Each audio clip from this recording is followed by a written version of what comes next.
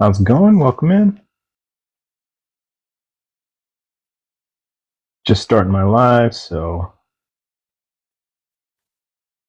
looking to talk about God beliefs.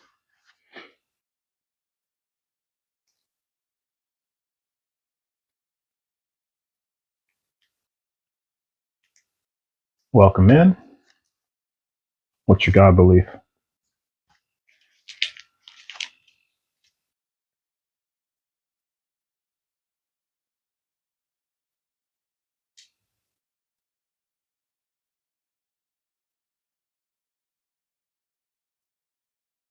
Okay, we got 2 guest requests. So we got 2 people in the queue. Let's build it up a little bit. Let's get some conversation going. I believe the Catholic Christian view of God. All right. I do get a lot of Christians in here. But welcome in, Colin. Thanks for plugging that in. All right, so we got the real one for life, Yo A and Yo I and Sweet Uncle Rory as the 3. I'd imagine. Yeah. Just where I'm based, I imagine too.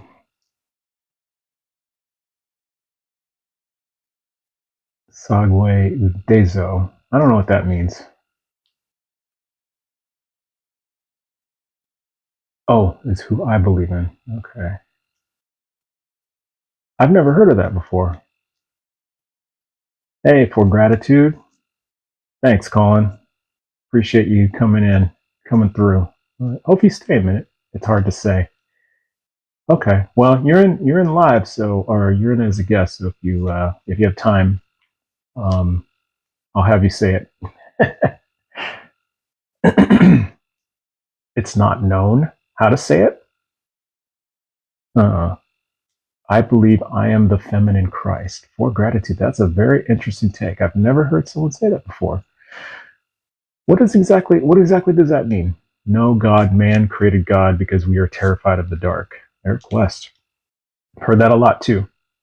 I don't have much time though. Yeah, I'm doing this for like my lunch break. But I'm trying to get more likes. No God, no sin, no soul, no grace, no free will. So Eric, no beliefs, Eric. That's what I'm hearing. No beliefs. Which is fine.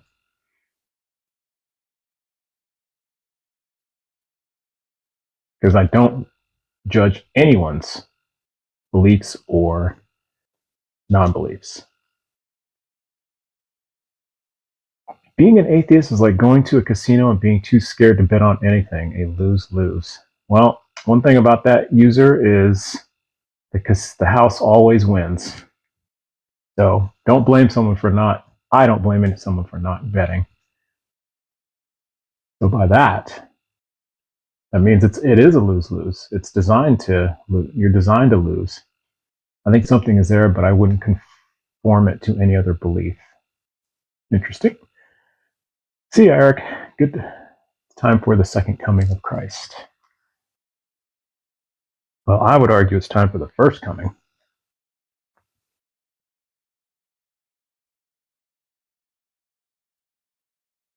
God sent his daughter to awaken, heal, and unite the world. Interesting.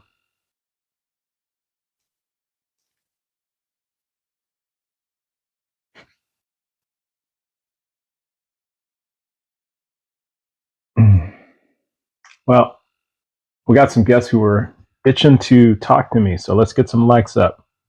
I'll bring my first guest up at 1,000 likes. Let's get 1,000 likes up.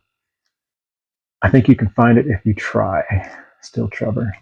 What does try mean? Like, what does try look like? 1,000 likes, I'll bring my first guest up. We can get through these guest requests.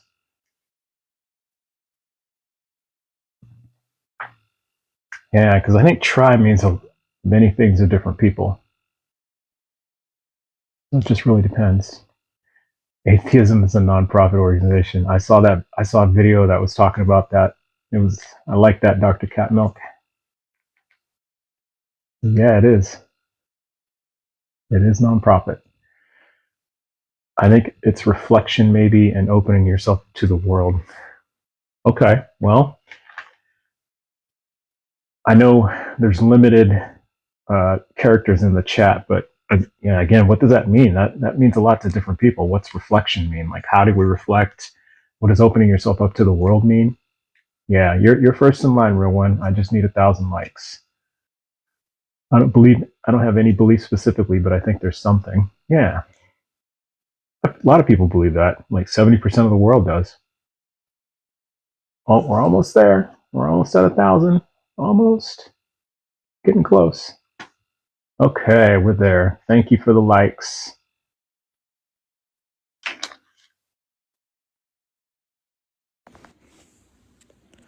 How's it going? Hello. Hi. What's going on? So earlier I said the God that I believe in. I know it's hard to say him, but Seguin Diesel, that's what I call him. Seguel Yeah. Dizo? Okay. Seguin Diesel. Yeah. Seguel It's Dizo? not known. Are All you right. familiar with yeah. Are you familiar with indigenous spirituality? Not really, a little bit. And I like there's a Blackfeet that has I've talked to a couple times in my lives, and he's talked to me about the Great Spirit. But that's about all I. That's about the extent of it, and the limited stuff I've read about indigenous beliefs. So this is cool because this is like totally different. So I love this. Okay. Guedezo. Well, that's my God, Seguin Diesel. And what I want to talk about is like okay, so I'm from Onyataaga, the Oneida Nation tribe. Cool. Right on. Is and And where is that located? Just so I know, kind of. If you don't okay, mind sharing. there are three reservations. There's one in Canada, there's one in Wisconsin, and one in upstate New York. Okay, got it. That's cool. I'm in Wisconsin. Okay, you're in I Wisconsin. can't speak for Okay. every tribe. There's only so much I can speak about because it's all kind of we aren't supposed to talk about it, you know. But I'll try to. Interesting. I try to think about it Okay. Okay. because if I do say these things, you know, bad things will happen to me. But Oh, yeah, the God that we yeah. Yeah. And if I ask like the wrong questions, yeah, just tell me, man. I can't tell you, and I won't take offense at all. So I totally understand.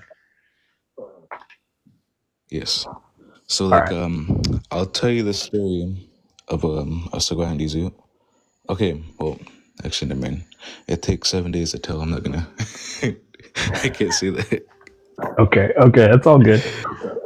Can you describe like the general properties The general of properties, yeah. yeah, like Seguia Dizo. And I'm gonna butcher this name, so please forgive me. Because it's just a language I've never heard before, so I apologize just up front. I'll say it as best I can. So I'll probably have to hear you say it like 20 times before I get it, but I just want to warn you. Okay, so So he comes from the earth, like Mother Earth made him. mhm. And that's a whole different lady she takes. Yeah, Oh no, these stories they take like months to tell, like or just that one I know anyways. But his so story takes dope. 7 days to Cool. tell.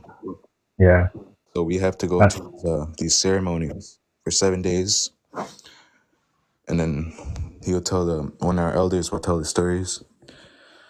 But he was brought down here by the Mother Earth, and okay.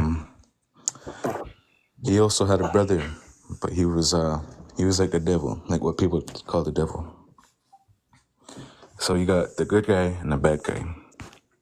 Now, so what Diesel did, he so what are you familiar with Turtle Island I have heard of it. I have heard of Turtle Island. or North America? Oh, sorry, you broke up there. Could you say that again? North America.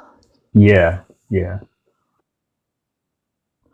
Yeah. So he he first. Okay, let me tell you that story first. So I'll tell you the mother story. She All right. okay, so a girl fell from the heavens. We call it sky world though, but heavens. Okay.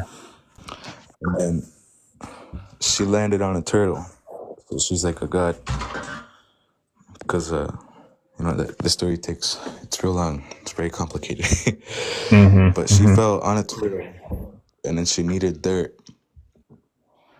She needed dirt, and then she got dirt from an otter, and then she gave it to that turtle, and that's how. And then she like did a ceremony. She did a ceremony on the turtle, and that's why the North America looks like a turtle. Okay. Okay. And then one of the other guides, she he impregnated her. So like the children are like half god and half mortal. And then yeah, he said he made humans. I'm sorry, but you know, I can't really talk about this part, but you know, I just want to say that. But you know what? I will say this though. Do you believe in magic? No, I don't. No. Okay, well, I'm gonna tell you this, but I'm not supposed to say it. Okay. I'm gonna I tell don't you want to get you in anyways. trouble, though. Yeah, I don't want to get you in trouble, though. That's so. Okay. Well,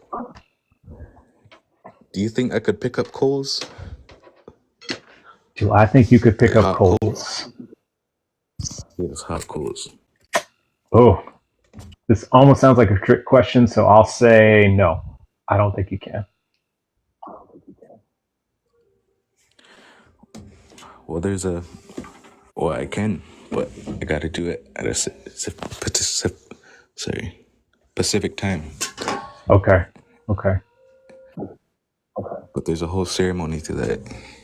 Okay. And you know, are you That's what I familiar with imagined. residential schools? Residential schools? Yeah. Not really. So I don't think I know what Okay, those so are. well, yeah. Do you believe there's Christians in America? White Christians? That there are white Christians in America? Or Yeah. I think, Do yeah, you yeah, think there's white Christians? yeah, there are white Christians in America. Yeah. Okay. So in their book, right, it says that stealing is a sin. Mm-hmm. So if you're on stolen lands all the time, wouldn't you be sinning all the time? That's a good point. I can see the rationale behind that. So I would say, from that point of view, yes. So you can't be sinning all the time. Be Christian. There could be Christians in Europe or Ireland, stuff like that. That's interesting. The natives could be Christians. The black people could be Christian. Mm-hmm. But the European ones, the European Americans and Canadians, no. You cannot sin all the time and be a Christian. Yeah. But I gotta go. You got to go. Yep. Is that what you said? Okay. Bye Well, bye. yeah, man. Appreciate, man. You dropped like all this interesting stuff, and you're like, okay, I gotta go. But that's cool. That's cool. It was an interesting start. So he'll come back because I've seen him. I've seen him a couple times in my life. So can't wait to talk to him again. Okay. Uh. Okay. Next one.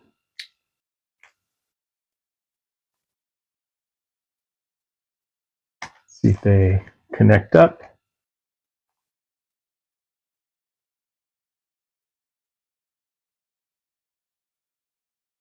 All right, they're not connecting up, so I'm gonna have to go to the next person. Sorry, he's not connecting up. So, sweet Uncle Rory. All right. How you doing, sweet Uncle Rory? Good evening, my friend. Well, that was a painful 10 minutes right there. 10 minutes of my life that I will never get back. And I don't know what this gentleman was talking about. You have patience. You have patience, my friend, and the man. I appreciate his point of view, but talking about turtles getting half impregnated, and I don't have time for that. But I appreciate listening to you. You're a very interesting young man. I am checking in. Oh, young man. That's, I don't know about that, but okay. I'm 73 years old. I'm probably okay. Probably old I'm 53. I am probably old enough to be your father. I don't know. You are. The fact of the matter is this. I'm checking in today from a small county in Great Britain known as Shropshire, right on the border of Wales. And you, my confused friend, I understand you don't believe in Jesus, and I think the problem is you've never really considered the vastness and intricacy of our universe, or you probably never sat back. You've probably never thought about the precise rotation of the planets. You probably never considered the balance of nature on Earth, or the complexity of the human body, or just the beauty of life itself. To me, every element seems perfectly calibrated, giving weight to the idea of a meticulous designer. And who better to be that designer than God, the one who is worshipped and venerated by countless generations of believers. And it's Jesus, my friend. It's Jesus Christ, the Son of God, who serves as that bridge between humanity and the divine. And it was his life, and it was his sacrifice on a cross that demonstrated an unparalleled love for mankind, and he gave his life for you. And you are a sinner. You, my friend, are a sinner. You're one of the worst. For you to say that he's not giving you an invitation right now, an offer of redemption and salvation, and you're just passing on this promise of eternal life, and I feel sad for you, my friend. Oh, well, that's fine. And let me ask you this. I'll allow it. Thanks. You say the designer is God, and from what I understand, from what I've heard from other people, I just want to see if you share this sentiment that you just look at the things around the world, and that tells you, hey, the complexity of life, the intricacies of life, all these systems kind of working together, that tells me someone had to create this. Is that what you're saying? Did I get that right? With any gift, the onus is on us to accept it.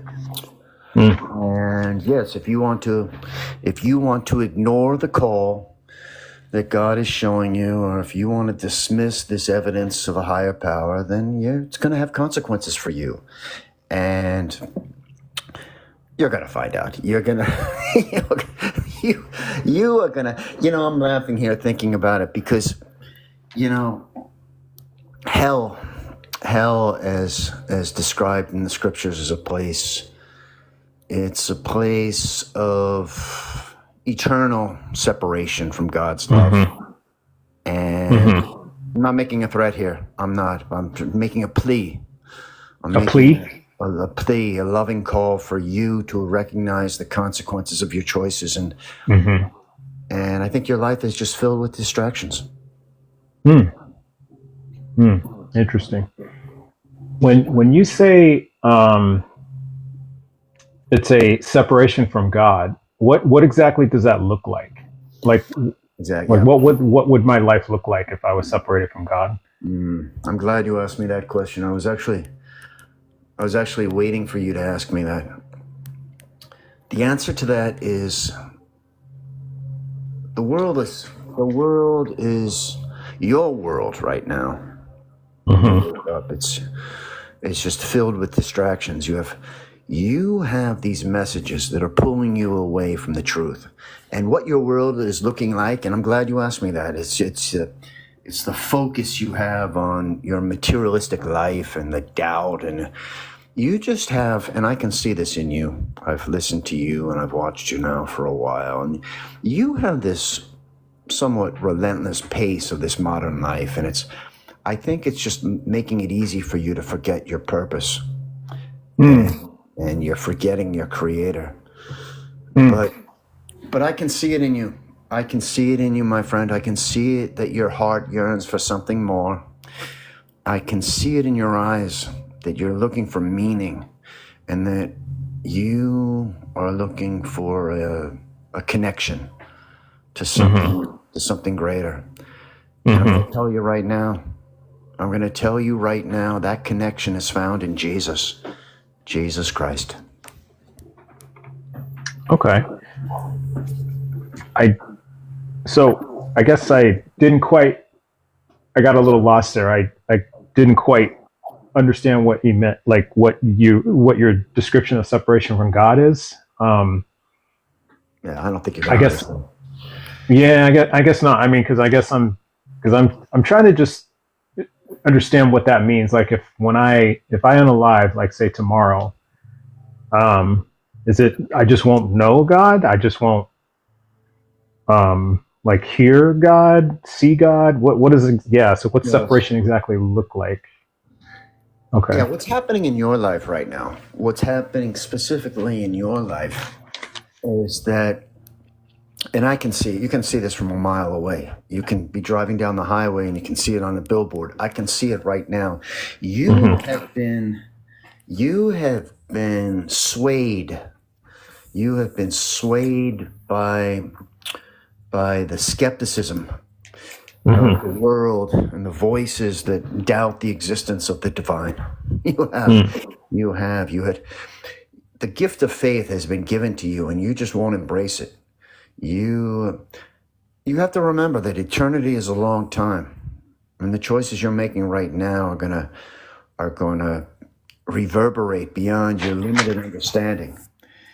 And He's trying to offer you and guide you to salvation, but you're not taking it. You're not taking this. You're what we call a skeptic. You like to argue about it. You like to point to the pain and suffering in the world as evidence against an all-loving God. But Jesus is trying to give you a way out of this cycle of pain. He's giving you a path right now to be born anew, and to cleanse yourself of all the past mistakes and misdeeds, and Lord knows you have plenty of those. What would you say then? Well, let me ask you this question: why ought someone obey God? You want to know why that decision is so pressing, don't you? I'm going to tell you why ought somebody do it? Yeah, why ought somebody? Because life is uncertain. And life is uncertain? And we don't have the luxury of knowing our final moment. That's why. And when you procrastinate like you do, and you do it every day, and when I say you, I mean you specifically, you procrastinate in spiritual matters, and I'm telling you, it has eternal consequences, but it's not seeping in. You're just assuming that there will always be more time, another opportunity, or a sign to guide you. But what if that moment never comes? Yeah. I don't know if I agree with that. I'm skeptical. Yeah, like you said, I'm a skeptic, so I'm skeptical. And so the way I get to how I understand things is I ask questions. And so wouldn't it be fair to, if I don't understand something, if things, confuse me or anything like that, isn't it fair to ask questions? You know what? I'm glad you asked me that. And I see Lori, the Jeep girl, in the comments there. Good to see you, my dear. Good to see you. Lori used to ask me the same questions that you're asking me right now. And she was a lost soul. She was living on the streets, earning a living on the streets. And Lori, I'm sure you won't mind me mind me saying this, and she was making a living on the streets. I'm not going to get into the details there, but Nah, it's okay. You don't have to. But and she was living a life that was debaucherous. And she came to me, and I remember she was thinking that her way of life was the right way, and I told her, Lori, you're never gonna, I think throughout history there have been people like Lori who have always wanted a deeper truth and understanding that there's more to our existence in the material world we see. I mean, turning tricks on the street corner. Is that what Jesus wants for us? It's not. And Lori realized that. But the fact of the matter is this. Stacy is here too. Hello, Stacy. She is also one of the... You Stacy brought some friends with you. This is cool. Yes. Stacy is a woman who... Stacy, and she has given me permission to talk about her. Stacy had... she is a classic. She had lost her V card at 11 years old. I remember, I'm sorry to laugh. It's not something to laugh at. But when you lose your V card before you're even a teenager, I told her, and she thought her life was over. And I said, look, your life is not over. I think in the vast expanse of human history, there's a myriad of stories and traditions and cultures where women have gotten pregnant in their 11 years old, 12 years old, and babies have grown up to be fine adults, and families have been able to be secured. And mostly, though, this was like ancient Babylonia. Trying to do that today, look, I think when we observe the natural world, the rhythmic ebb and flow of the tides and the precision of the stars, and we look at the intricate design of maybe a butterfly's wing, we see a universe not born out of chaos, but one crafted with intention and care. Now, if you can't see that, my friend, if you don't want a relationship with your creator, I can't make you do it. I can't make you do it. He's giving you this profound gift, my friend. And many people like you are just wandering through your life feeling lost, and you're seeking purpose in your temporary pleasures on Friday night. But that's not going to get you through life, my friend. You are going to feel empty. And you feel empty right now, don't you? No, I don't actually. I feel very fulfilled. It's funny. Proverbs 27:1 reminds us, do not boast about tomorrow, for you do not know what a day may bring. Now, what does that mean? Well, Lori knows. Lori knows that the reality is our life is unpredictable. It's fleeting. But we are but vapors in the wind. We're here today and we're going tomorrow. And so will you be, my friend. Okay. Your regrets. Well, I guess let me ask you this, because I'm still trying to figure out, because you said that we ought to obey God because life is uncertain, but how does that, I'm not quite sure how that links, because I agree with you, life is uncertain. You never know what's going to happen one moment to the next. So life is uncertain. So what exactly does that mean? Why should we obey God if life's uncertain? I'm glad you asked me that. I met Stacy on a camping trip up in the Catskills. I was at a convenience store, one of these general stores, and I was getting some chewing tobacco, and she was working behind the counter there, and she offered me something. I'm not going to tell you what it is, but she offered for me to go out back of the general store, and she offered me something, And no one was around, and she was working. It was the night shift. And I said to her, I could have easily gone back there. I had a $20 bill. But I wasn't going to do that. I started to cry. I was weeping. I saw this young girl. She was 19 years old. And I remember she had these denim shorts on. And I said to her, Stacy, I saw her name tag. I said, you are so much more to God than what you're doing right now.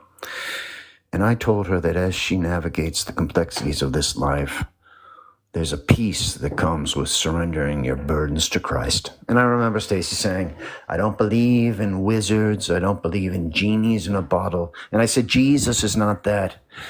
I told her there's going to be noise and chaos in this world. But it's Jesus' voice that provides clarity. And she said to me, what does clarity mean? And I knew she hadn't been educated. I knew she was probably a high school dropout. And I wasn't going to hold that against her. I mean, I don't blame her. I blame probably her parents, her family, her clergy. But look, I told her, if you can place Jesus at the center of your life, things are going to fall into perspective. Don't invite men to the back of this general store. Because when you bring Jesus into your life, your worries are going to become smaller. And the eternal picture will become clear. And she just looked at me like a deer in headlights, I remember. And I saw a tear fall from her face. And I said to her, Stacy, I'm going to leave you with one last thing. I told her time is the one commodity we cannot retrieve once it's gone. And every second that passes is a moment we won't get back. So, Stacy, while there's still breath in your lungs and a beat in your heart, make the most crucial decision of your life. Accept the gift of salvation through Jesus Christ. Secure not just your future, but your Make sure to follow Murphy's Law lawyer. And then I left. Okay. And then I left. That was it. What she did from there is up to her. Yeah. So I guess I'll touch on something else you said. Now, did I hear it right when you said that, faith is a wonderful, what did you say? Faith is accepting the gift and having faith. I think that was something that's kind of what I got out of what you said. And so, do we have to have faith? Lori, the Jeep girl, had asked me that once about faith. Yeah. And I'm glad she's here. And I don't like to speak behind people's backs, so I'm glad she's here to say this. And I told Lori. Now, Lori used to hitchhike back in the days. Remember, you're probably too young to remember, but hitchhiking used to be a big thing. And she would go to these truck stops on the highway, on the interstate. And she would go from truck to truck, just seeking rides. And I don't know what else she was doing there, Lori. Maybe you can, I don't want to talk out of school here, but she would seek rides and she was really going nowhere. She had nowhere to go, but she would get in with these men,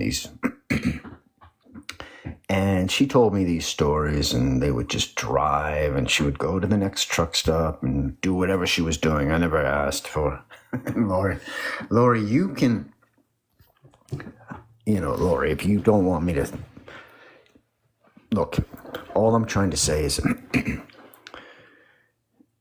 imagine a life where, I remember saying to her, imagine a life where guilt and shame and past mistakes no longer hold you captive. She said, what do you mean by that? And I had been driving a truck at that time. That's how I had met her. Mm-hmm. But I told her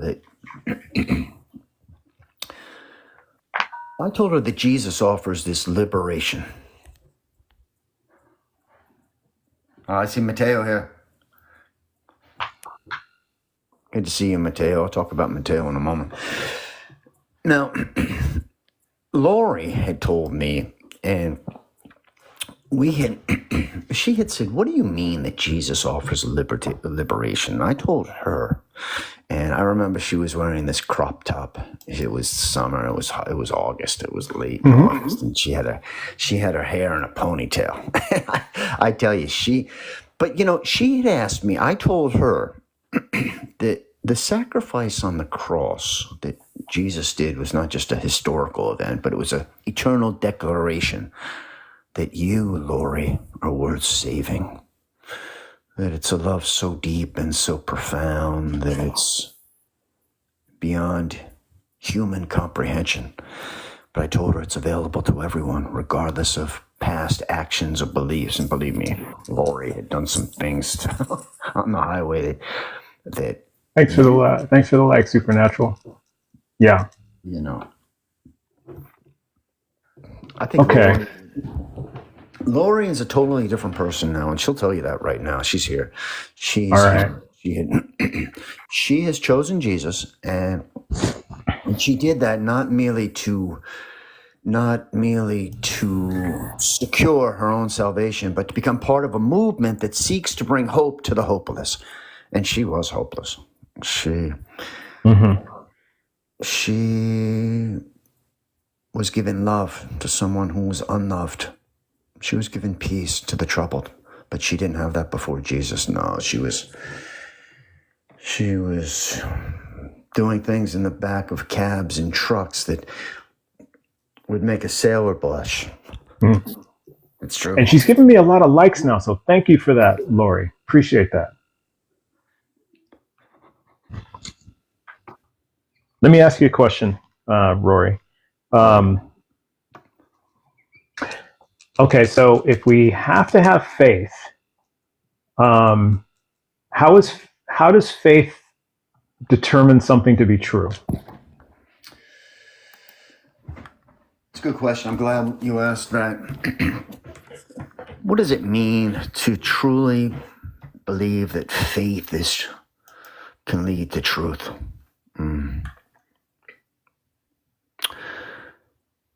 Thanks for the like, Shelley. I think around us, the world groans under the weight of suffering and injustice, despair. Now, Mateo here. Mateo, who's in the chat right now. Mateo is a man who I met when he was 13 years old. I was working in the prison system in Mississippi, and he was a juvenile, an adolescent that was in the adult section of the Mississippi State Penitentiary. It was known as the Downstate Facility. And Mateo had done some things. I don't know if I have permission to sit, but Mateo, may I talk? I won't get into the details. But Mateo had done some things at a summer camp he had attended down in Mississippi that had actually had to make the camp close. It did. It was something, they had a swimming pool there. And the violent act he did caused the county health... He told me the story and I had to laugh. I didn't believe it. But the county health inspector, he told me this. And I said, Mateo, this can't be a true story. But afterwards, I did read that he had, and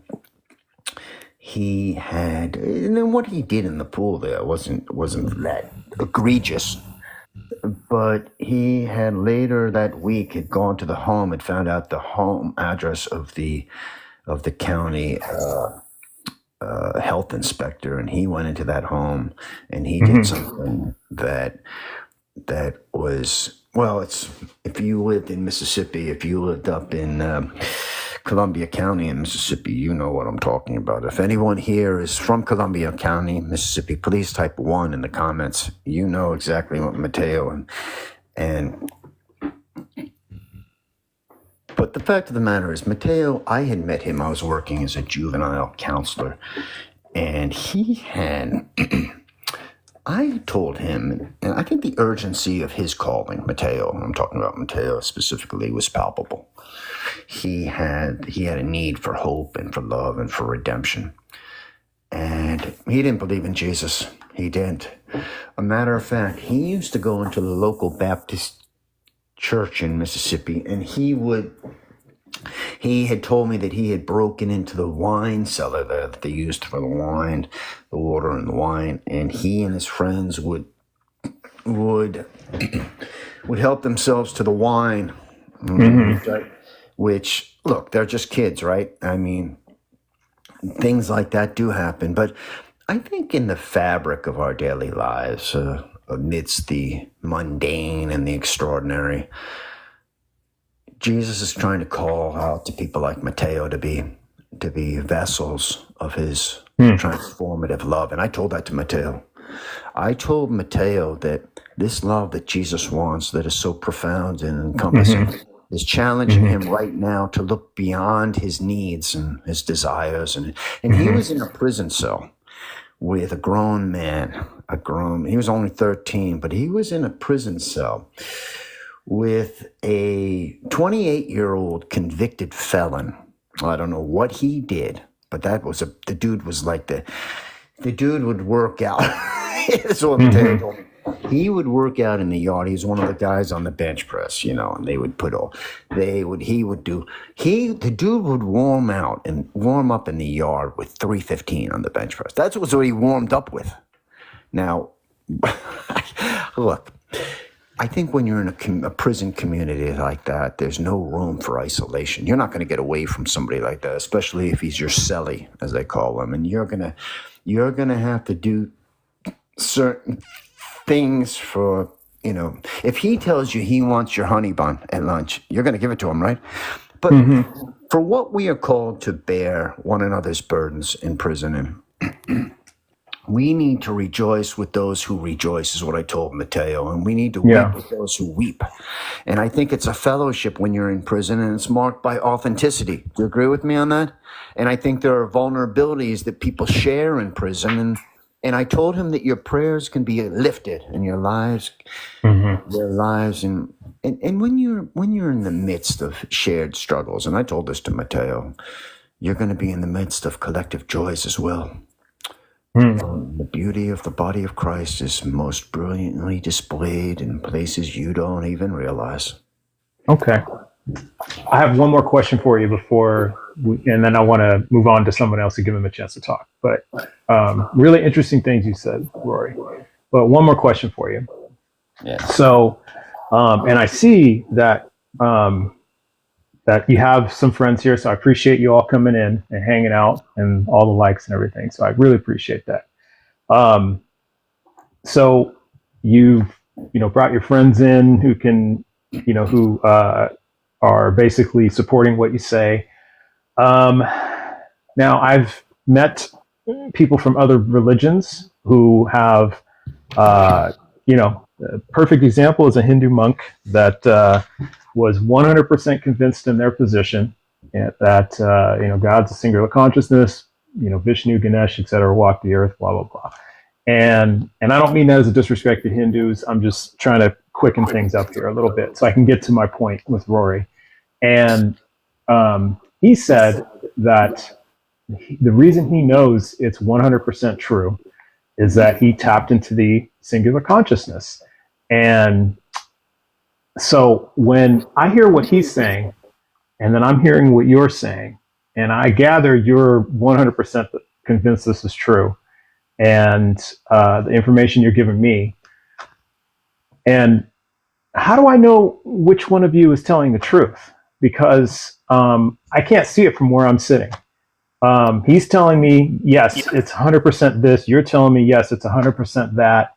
And, and you're probably going to say, well, he's I've heard different explanations from different Christians. It's everything ranging from, it's he's being tricked by demons. He's and he says of Christians, well, they just don't see it. It's they're just blinded by their own biases and things like that. So when I'm hearing this, I can't get a really bead on how to figure out this is true. So how about this? How about what's a way, Rory? Give me a method that I could determine what you and this Hindu monk, which one of you is saying the truth? What process could I use?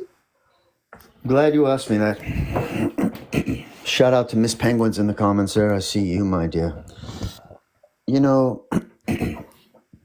I was asked a similar question by Miss Penguins in a live the other night.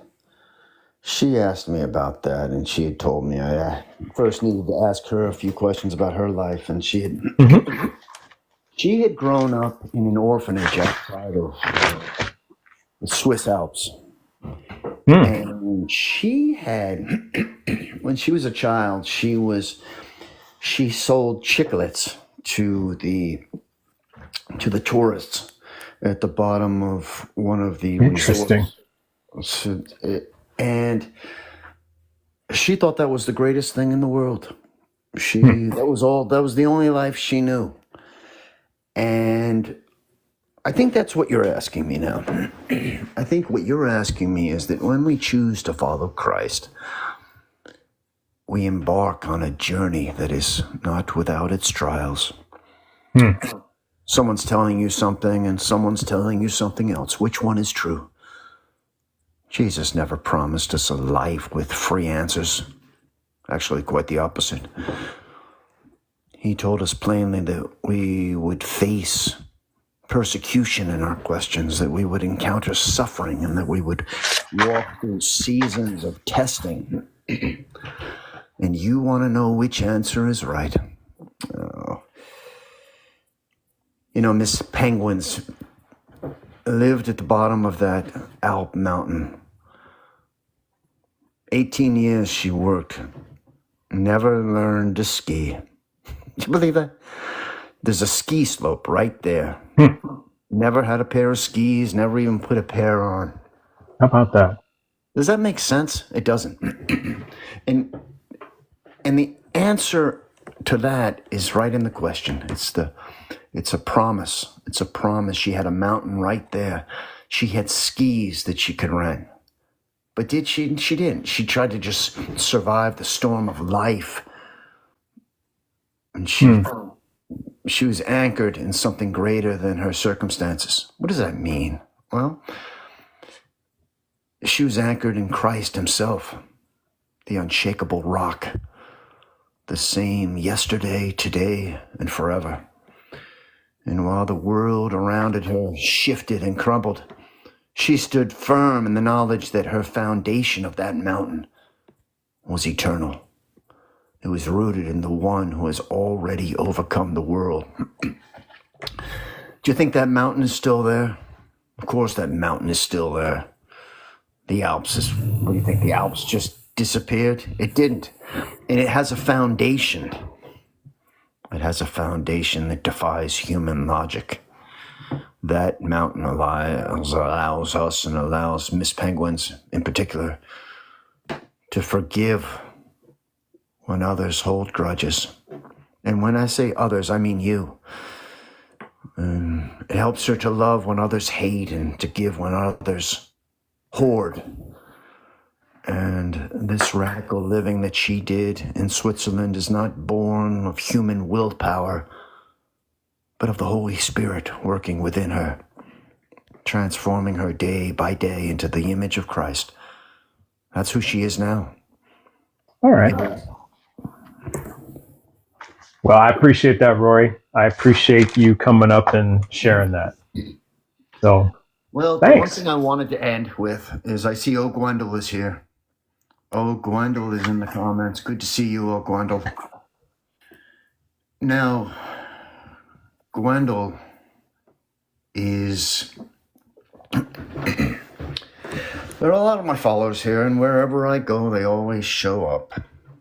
Grinder is a man who he, he probably doesn't want me to say this, but I think it can help everyone here. I think it can help everyone here if I quickly tell you his story. No, I don't think I want to do that because no, I think I want to move on to the next guest, but I do appreciate you coming up. I had a feeling you were going to say that. Yeah. All right. But feel free to come back. Take care, Rory. All right. Interesting stuff. Interesting stuff. Now, I will say, yeah, thanks for bringing your friends in too. I appreciate you guys coming in to hang out. I think I will say that, hey, Holy Beavis, I wouldn't classify Dave as a pet dragon. He just lives in my house. He's like the roommate I can't get rid of. But I will say that if a person is asking genuine questions, I honestly don't know if Rory answered one of my questions. I honestly don't know. I'm gonna have to go back and look at the recording, but I don't think that happened. But I think that's one of the things is just, and I think he was given the best answers he could, and I was giving him a lot of room to answer the questions, but it seemed to be a lot of the same, like kind of the same answer, just kind of recycled, and it's kind of the impression I got. And like I'm still not quite clear. Maybe y'all in chat can help me out. G-Burn, good to see you. Thanks for coming through. Like why ought you believe in God? Life is uncertain. Yeah, what's that really mean? I don't quite understand what that means. So let's move on to the next person. And let's see. I think it's WLDB. Welcome back up. And I see hey John. So I start putting my bag on it. How you doing, WLDB? You're on. I don't know. Oh. I need you. All right. We'll go. He's talking to somebody, so we'll move on to somebody else. Come back in. I think you're in the middle of the conversation. All right. We're just going to go down the line. Pretty sure. Baby boy is next. How you doing? Doing great. How about yourself? Oh, pretty good. Pretty good. Just, just taking some good combos. And you looking to believe in God in the future, or you kind of use what's going on? If there's evidence, yeah, I believe it right now. Looking for the truth?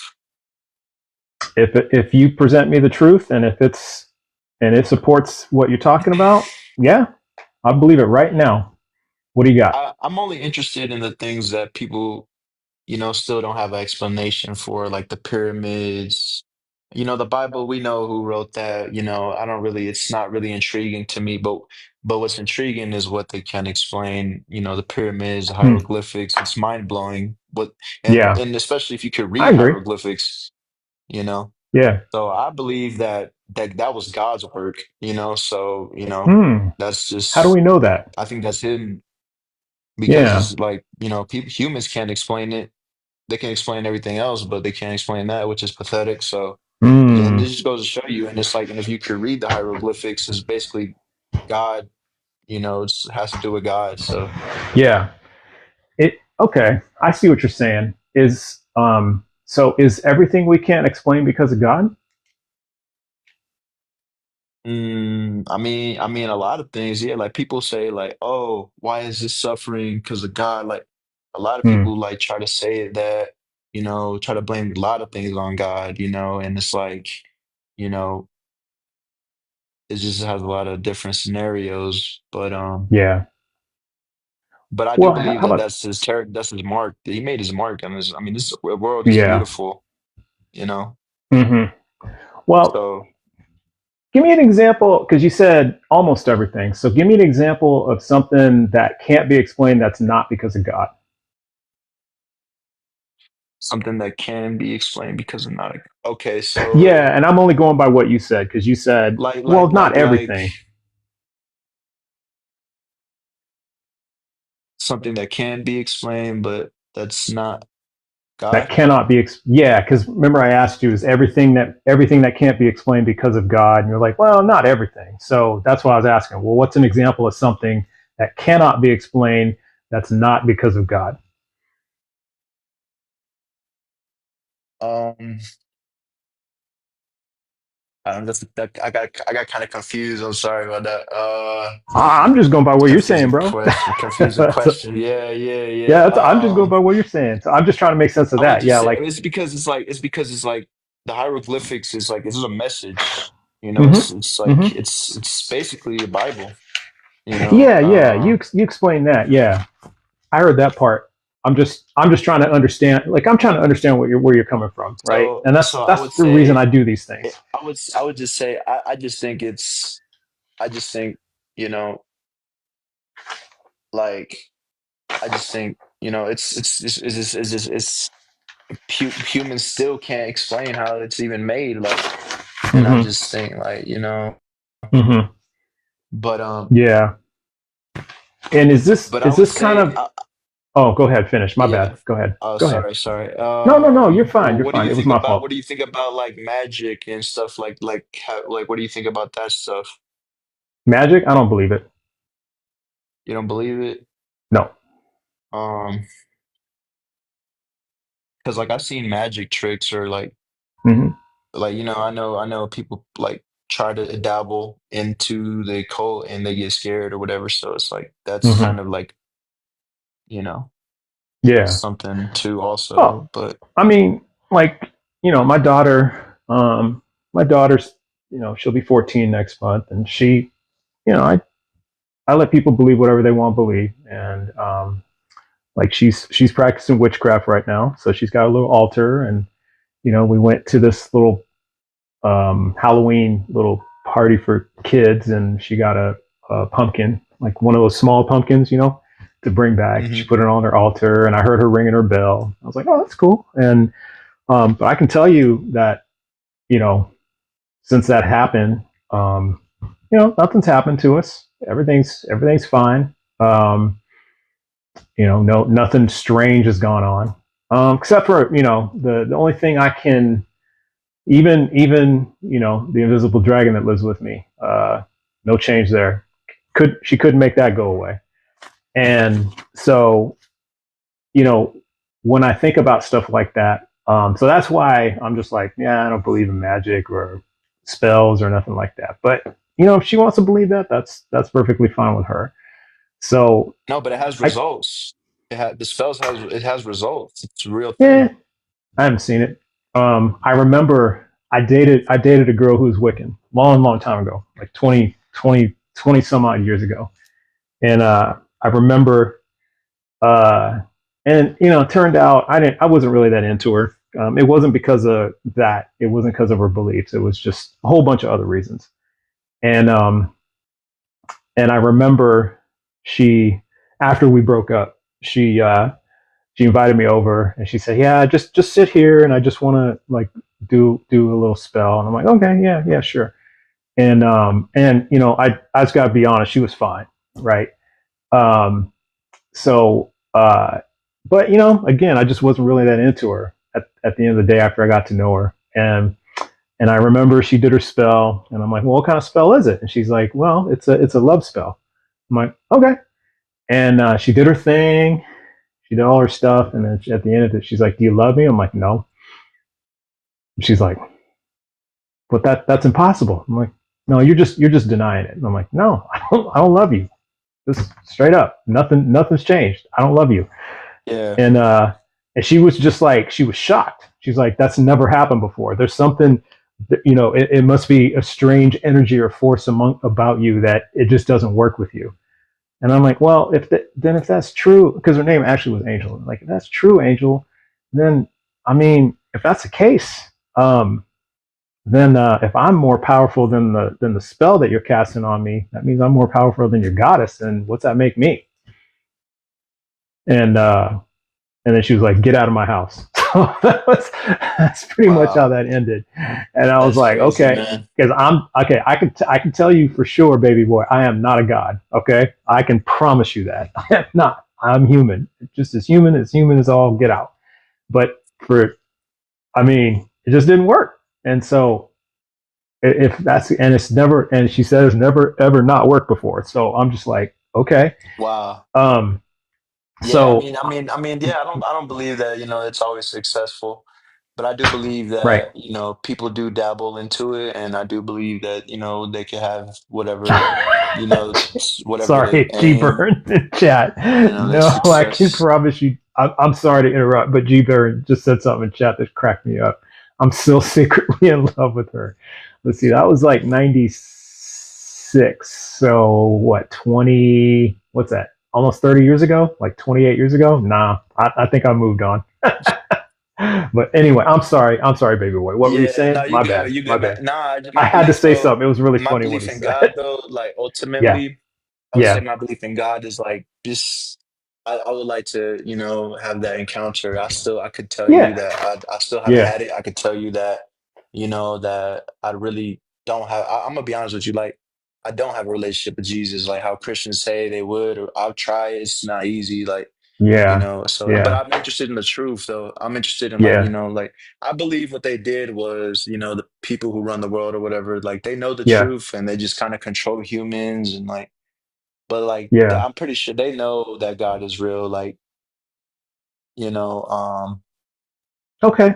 Yeah. but like religious people, like it's different though because it's like they just try to have you believe in the Bible and it's like, Mm-hmm. but I believe this. I believe the Bible is like the big like the big picture or whatever. But like we're not The gonna big see picture. it like the whole thing go Yeah. down. Like, Yeah.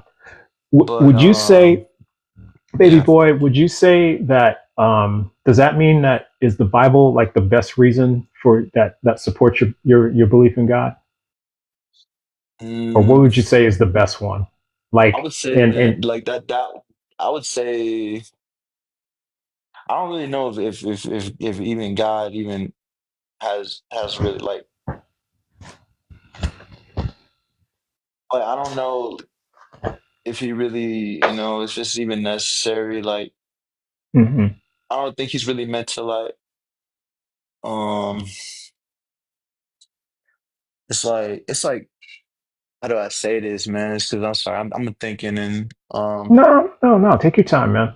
As you as see, I'm I give people a forming. lot of room to think it out, so it's all good. Take your time. Yeah, I appreciate it. A lot of people just Mm-hmm. kick me out, and Yeah. they kick you out fast and stuff. But nah, I would say like just coincidences, or Mm-hmm. just like just the beauty in life. I believe life is beautiful, is magical. I believe I believe God speaks through coincidences. Um, just your own personal life. It's like if you ever loved someone, you could also Mm-hmm. love God too. Like how people like they chase people and they text them and they love them and all this, but it's like Right. you could do that. You could try to do that with like the moon or something, like God or something, but it's like then again it's I don't even think it's really I don't think it's really meant to really prove God, in this world, but like Mm-hmm. Yeah. Let me ask you this. Let me take you through something real quick. Um, so I have an invisible fire breathing dragon that lives in my house. And I know this because well, first of all, and it's followed me everywhere I go, for my entire life, as long as I can remember. And first piece of evidence I got is I got a third-degree burn on my right leg. It's on my thigh, and I can show it to you if you want to see it, but it's there. And uh, and you can tell it's done by a sentient being because it only covers my thigh. It's a pretty major burn, and and there's no other burns nowhere else on my body.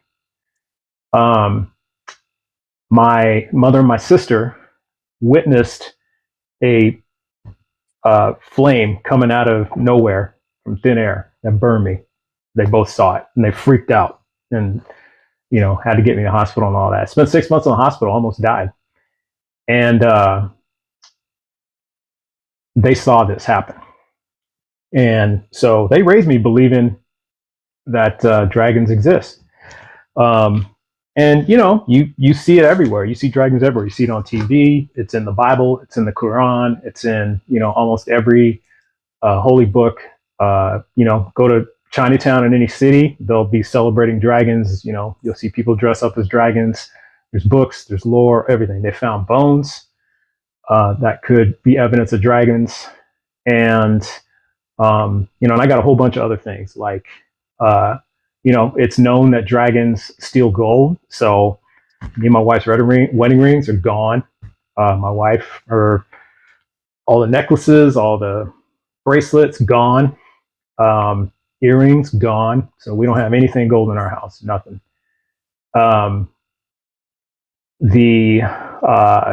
My property has no animals on it, no small animals. Birds don't really show up. If they do, they don't stay long. There's no like bird nests in the trees on my property. But all my neighbors have small animals on their property. It's all, and like they have too many. But mine, devoid of them, none. When I'm in my house, all the windows are closed. I feel breezes. I hear flapping. You know, my family hears flapping, breezes. And, you know, so just based on all that, based on what I told you, baby boy, do you believe me? I believe you. You believe me? And For real? I've heard that from, you know, I've heard that a lot too from tarot Yeah. readers telling people, oh, dragons protect you and all these things. I've heard that Yeah. before. And it's like, Yeah. so if you know that's real, why are you still an atheist? If I know that, Yeah. well, because here's why. Because whenever I tell people this, you're probably like the third person that believes this, and you're just like you're right on board. Somebody said to me yesterday, "Is it could be demons?" And I'm like, "Well, how do Yeah, you know yeah, that?" spiritually, not like literal, like spiritual Oh, I think it's literal. demons. No, Oh, I think literal. it's a Oh, literal. It's then. a little. I think it's a literal. Well, you mean the dragon is spiritual? Like it's a spiritual Yeah, representation? spirit. Oh Yeah, because no, I think have you it's ever had like a paranormal activity? Have you ever experienced something like that or? not aside from the dragon. No, if you could call it paranormal activity. I mean, you can call it supernatural because I mean I can't prove it, and because it's invisible. So how am I supposed to like show you? And so I'm like, but see, yeah, yesterday a friend of mine came in the live as a guest, and he said, yeah, it might be demons.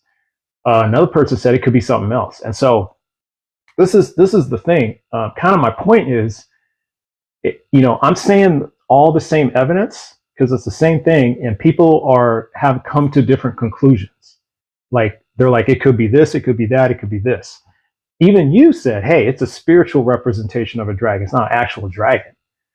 And so that's the thing is, you know, when you ask, well, how can you be an atheist when you got this going on? Well, it's just because we all use the same reasons and the same evidence to come to all different conclusions, right? Because like there are how many religions in the world? 4,000 right now. 4,000. That's crazy. And it's 4,000 like, different religions in the I world. wonder which one is the one. That's exactly my question. So you and I are on the same page. That's exactly what I'm talking about. How do we know which one's real? It's probably, you know, I'm sure, you know, it's just, and it's probably, Yeah. this is just, it's crazy. But Isn't it crazy? Yeah. I didn't, this 4,000. Yeah. So check it out. Here's another way to look at it. You ever been like you know, like hanging out with your friends, right? And maybe you went to a party or something like that, or you maybe went to a club or something like that. And let's just say an incident happened, right? maybe there was you get outside and there's a fight that happens, right? And everybody's seeing it. There's like 20 people there. But then you ask everybody and they have different versions of what happened, right? You ever Yeah. experience something like that? Yeah. Yeah. Incidents, something like that. And there's 20 different versions. And it's just because they're all in different spots, when they were witnessing it, maybe they saw other things transpire before this happened. So, you get different pieces of the story. But then let's just say, everybody tells their different sides of the story. And then sometimes you'll hear these crazy crazy parts to it, right? Others saying the crazy parts. But then you get at the end of the day, you get so no one could really agree on what happened, except that there was a fight. But they don't know, there's different reasons for why it started, who started it, because he was talking to this guy's girl, or, something like that, right? Oh, no, I heard it was something else, and they had beef from before, whatever. But isn't there is everybody right? Or would you say that there's just one truth to this story? Like there's pretty much just one path that happened, and maybe everybody has their different perspective.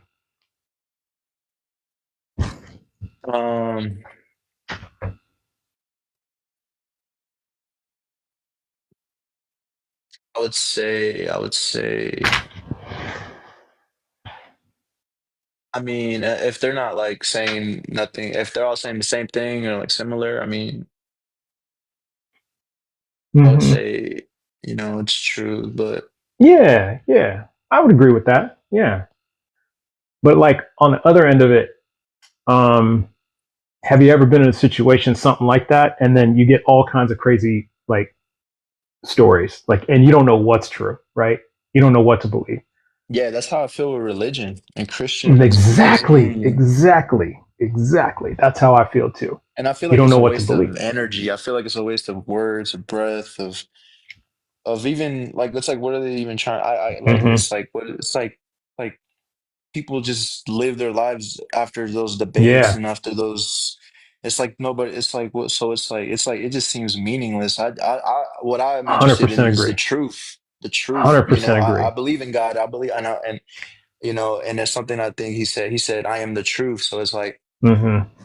and that's interesting to me. That's what I wouldn't Yeah.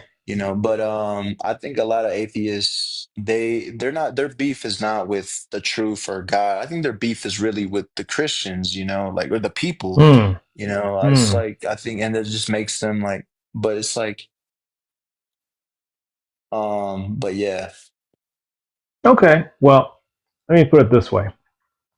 Like, I don't have a beef with Christianity. Like Christianity didn't hurt me. Um, and I know it did. It like religion has hurt a lot of people. That doesn't Yeah, it necessarily has. make it bad. In my book, I mean, probably someone who has been hurt by religion Yeah, not like will a beef necessarily. I don't know if I like to put the words right, like to be convinced or like, you okay. know, I just like yeah, like convince. It's like the Okay, Christians, I see what you mean. the religious people don't do a good job of, you know, it's I don't think they really um do a good job of convincing because it's like they just but Yeah, yeah, you're man. right. You're right, because like the last guy that was in here before you, that I had a long talk with. I don't know if you caught that, Rory, Uncle Rory, and I was just asking him questions, and he kind of kept like sharing stories of all these people who he saved, and and basically it was the same thing. If you don't accept Christ, you're gonna go to hell, and I'm like, okay, well, why should anyone believe that? And and so what evidence do you have of that? Like, how do we know that? And it's not like, I mean, obviously, it's not. I'm not saying obviously we can't go talk to somebody who's in hell right now. I mean, you can't, right? Um, So obviously we can't do it that way, but there's got to be a way to know. There has to be. If it's true, there has to be a way to know, right? Wouldn't you say that? Yeah, and since I've been living, I haven't even found out, and I would consider myself saved. I believe in Jesus Mm-hmm. and all that, but I still can tell you that I don't have a relationship with Jesus. I still can't tell you if we Hmm. really go to hell. I mean, I still believe it though, because it's like, Yeah. I don't know, I just do, but I still understand though, like You made G it's like, Burn yeah, we happy. still don't know. We don't know, but it's like G I Burn don't loves you. know, G Burn's happy. Yeah. you know. Well, let me ask you this: why ought someone obey God? Um, I don't know if he even wants us to obey him. I don't even, Hmm. I don't know. I don't know if he really wants us to Hmm. really. I don't really. I mean, I would, but I don't. What is everyone doing? Hmm. What are the Christians obeying every single day, Hmm. specifically from God? Hmm. Hmm. Aside from believing, maybe Yeah, just believing. I think that might be. I think, and see, that's interesting you say that because I ask this question and I get different answers, and so that's the interesting part to me. Is like, why ought anyone obey God? Why ought any? And I ask this of Muslims too. Why ought anyone obey Allah? Now theirs is a little more clear cut. They'll be like, well, because basically they'll be like, well, because he'll send you to hell. They don't mess around. Um, so it's like, all right, I'll bring you up G Burn. I don't usually do this, but G Burn's cool, so I'll bring him What's up, up. Hey, by the guys? way, G Burn, is that you in your profile photo? Yes, Is that that you is me. flexing? Yes, sir. For real? Okay. Okay. You know what? Honestly, I thought that was like that was an action figure. Honestly, and you ain't got to show me to prove. I believe you. I'm just saying because it's so small. You feel me? I thought it was like an action figure, like a Stretch Armstrong or something like that. Not to So like change the subject about me, but I got up to like 230 pounds because I'm like dang, 6'2", and then I dropped dang, all the way down to 180 for that show, and I was like, I was shredded. There was no dang, my body, but dang. Anyway, you want to answer the question real quick? Yeah, because why ought anyone obey God? Yeah. so the way I view it is this: it's the same reason that we ought to obey our parents. Like we have to when we're babies, when we're toddlers or something. Our parents, they know. It feels like they know everything, right? Like our brains Mm-hmm. have developed enough to understand. Like they know way more than we do because they've lived so much longer than us. In the same sense that God, because he's even outside of this realm, but he still created it. We have to assume that he knows everything, all the things that are best for us. That's how I view it, at least. Okay. How's that sound, baby boy? Do you agree or disagree with that? I would agree. I would agree. You'd agree? I would agree. I would look up to God. Yeah, yeah. And I guess because G Burn and I we've talked before, so we had a really good conversation before, and um and I guess I'm really back to square one. Um, like, how do I know that? Like, Yeah. how could I I think figure the that out? dollar I think the $1 bill is very interesting because it Hmm. says in God we trust. It has a pyramid which still can't be explained how it was built. It has an eye on it. Ooh, Hmm. Um, baby boy, I you know, got I stuff about the pyramids for you too. yeah. So I think, and I just think that that's just, you know, Hmm. it's just So that all these dollar signs bill, point to it. Yeah. Now, if that's true, Like I think they know something. I think they know. I think they know God is real. They know the secrets, hmm. or they know God is real. But I Hmm. think they just wanna, But yeah, wouldn't that be on other currency too? Like not just American currency, but wouldn't it be like, wouldn't you see that everywhere on every piece of currency? I think they put in God we trust because this country was built off of the Ten Commandments. So Christianity was the primary religion when building this country. Hmm. And then other countries, I think it's like most of these successful countries in the world, they built their like legislature or whatever and their laws off of the Ten Commandments, and those have been like the most successful countries. But I don't know about other people's currency and whether it has any trust on it. And really, like So, my God belief is like it's like you have to believe in God once you see how evil, you know, it really goes down. You know, it's like you have you that's it's like you're scared. It's like no, there's no way this can continue. This is like, you know, the evil that goes on. It's like, and it seems hopeless. Like you just got to be like, God has to be real because, you know, let me ask somebody you has to this. stop this. You know. Yeah, let me ask you guys this. Do you think the world is, in terms of evil, do you think the world is worse now or say 100 years ago? And we can even go back 200 years ago, 300 years ago, we can just keep going back, I would 1,000 years ago. say I feel like it's better in some ways, but also worse in others. Okay. What ways is it worse, do you think?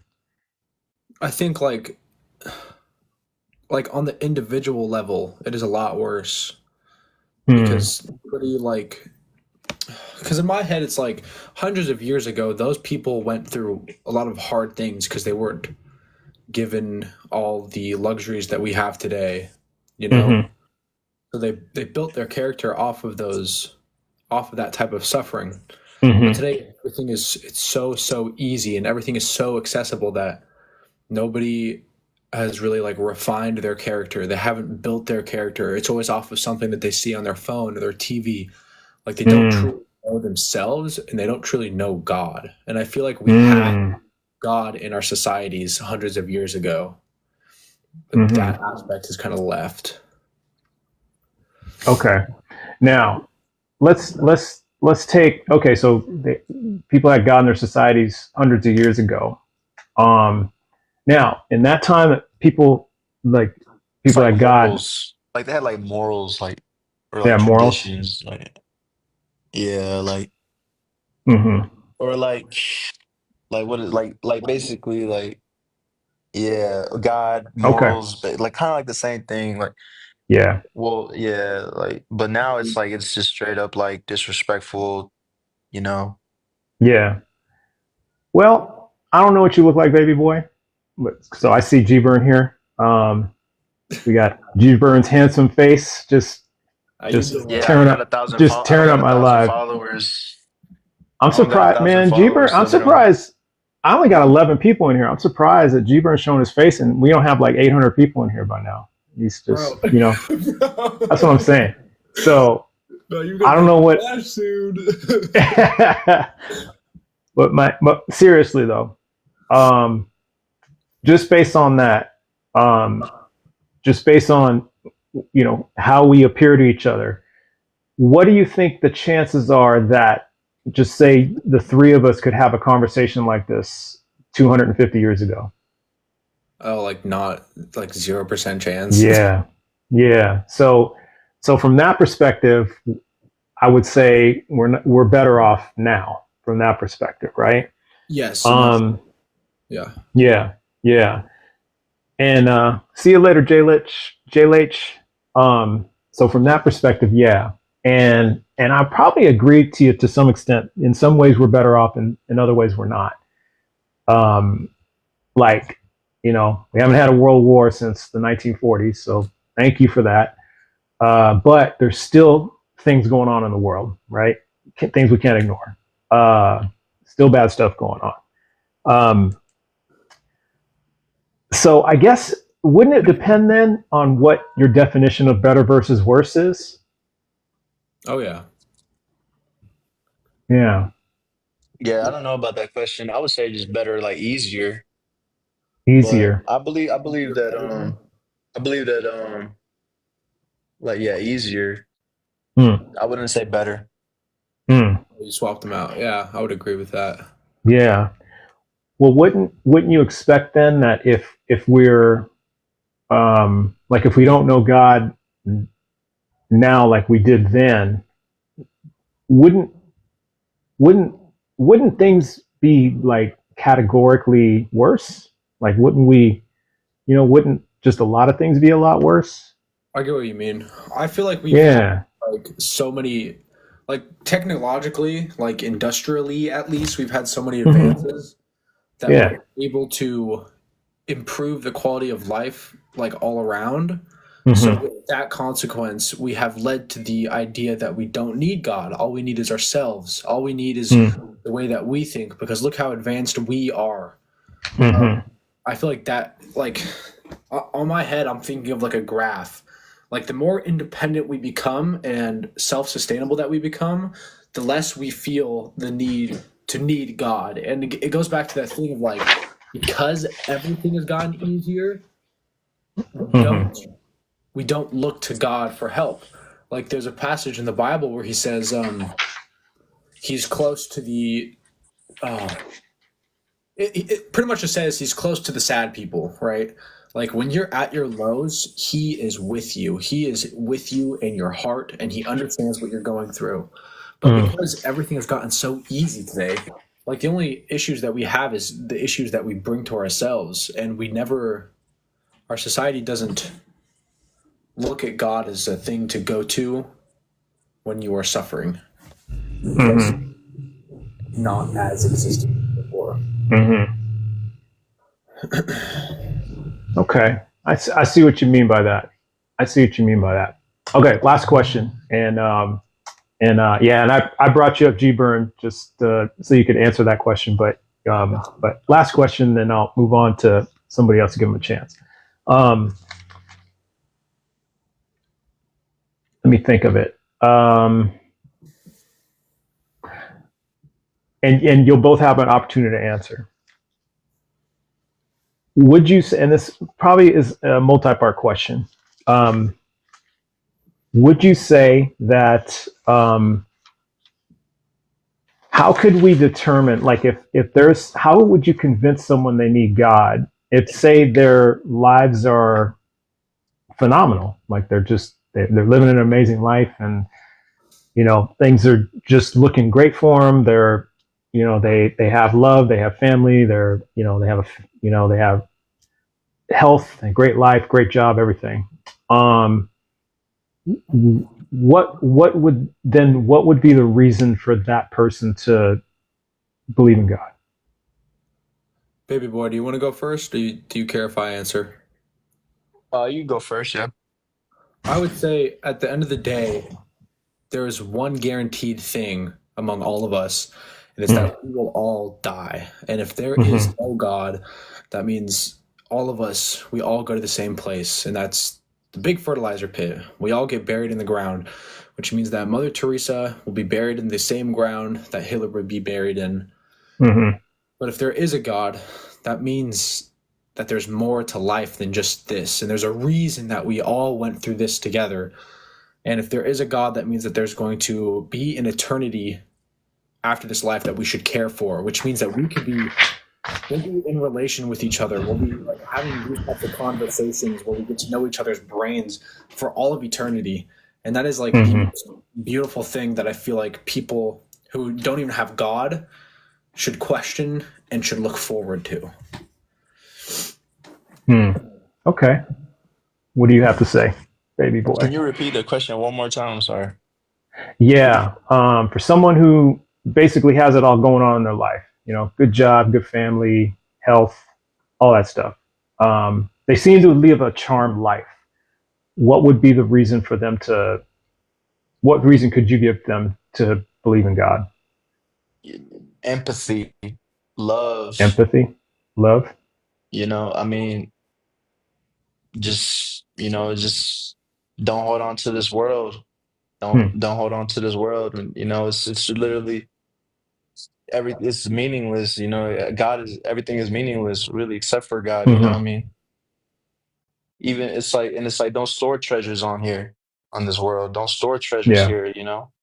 That's why I think. All right. Okay. Well, But I appreciate hey, man, you guys. I love talking to you guys, man. Yeah. Yeah. Glad you all came up. G Burn, you're always good with me, man. Yes, sir. You're always good with me. So Next it's always time- good to see you. Yeah, next time I want to like dive deep into like, I don't know, like the science and all the philosophy about it. Let's go. Here, I'll write it down. So G Burn, science of philosophy. Yes, that'd be fun. Okay, we will do that, and I'll let you start it, and then we'll just go go where you take us. So yeah, I'm down. Sweet. I'm down. Right on, man. All right. Take it easy. Peace out. Yep. Take care. All right. Yeah, I like G Burn. G Burn's a good person to talk to, and he's got good energy too. He just like comes in and he's just like all happy and raises it up a little bit. Speaking of good people, Anthony is back. How you doing, sir? Hey, Trust, how you doing? Hey, I'm good. It's good to see you again. Yeah, thanks Good for to having see me you. back up. Yes, sir. I was You're back for round 2, huh? yeah. I'm just trying to. As I was listening to the other gentleman, just trying to swirl around what was coming up in my mind as something to talk about, because I feel like you and I are basically on similar tracks. I think so. But it's also, I sometimes have these concepts that I bring up in terms of thinking about Christianity in different ways and almost like posing that to Christians in different ways, not to like dupe them, confuse them, or have them change their faith, but it's the idea of getting a little bit more of like that forest from the trees perspective. Exactly. And what I was thinking was, usually when you have conversations with modern day, I guess I would categorize it as generalized American, maybe evangelical Christians, or ones that are anybody who's basically not deep into like Eastern Orthodox, ancient kind of more kind of first century stuff that are kind of, I think modern day American Christians wouldn't even consider them that. There's always this because I mean, and I was also a Christian. It's the idea of immediately when you think of the current Bible, like I can't help but think of the historicity and the culmination of that book coming into being. And then what that also compounds in my mind is the idea that, do we think that in modern society, in modern day, that is the only time that propaganda existed? And when you think of ancient history, and you think of like, now we just take an ancient book and all of its text in it as just literal, pun intended, gospel truth, and to not think of the social, cultural powers that be, the dynamical factors of political movements, church movements, power, just power shifting back and forth. That was clearly at play back then too. The nature of propaganda back then was different, and of course, many people couldn't even read. So it's like it took many centuries for even someone like Martin Luther to come along, and the printing press in and of itself was its own form of making it to where there's more mass access to information.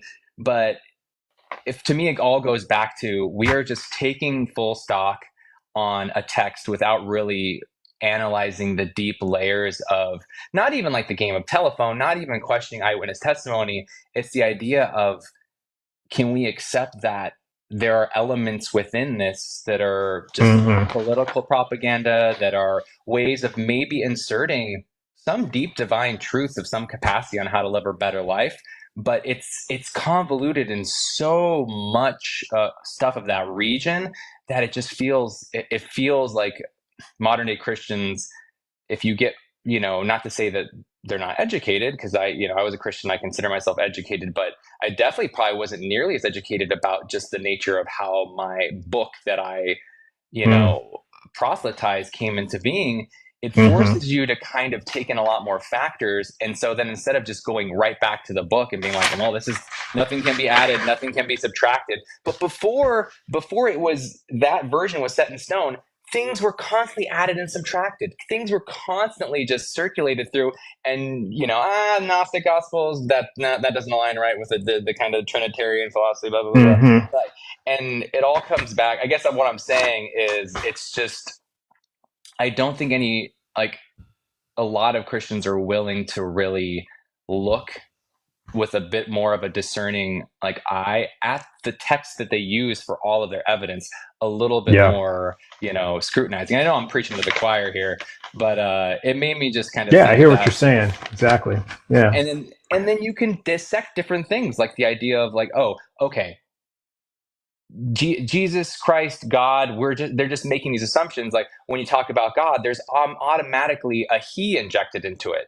And you're like, okay, well, what if some of the the Hebrew translations, I've talked to rabbis, he, him, it's one of those things where we use that as a symbol, but it's not actually like God is gendered. It's not like God is a man in the sky with human genitalia. I don't know if I'm allowed to say genitalia, sorry.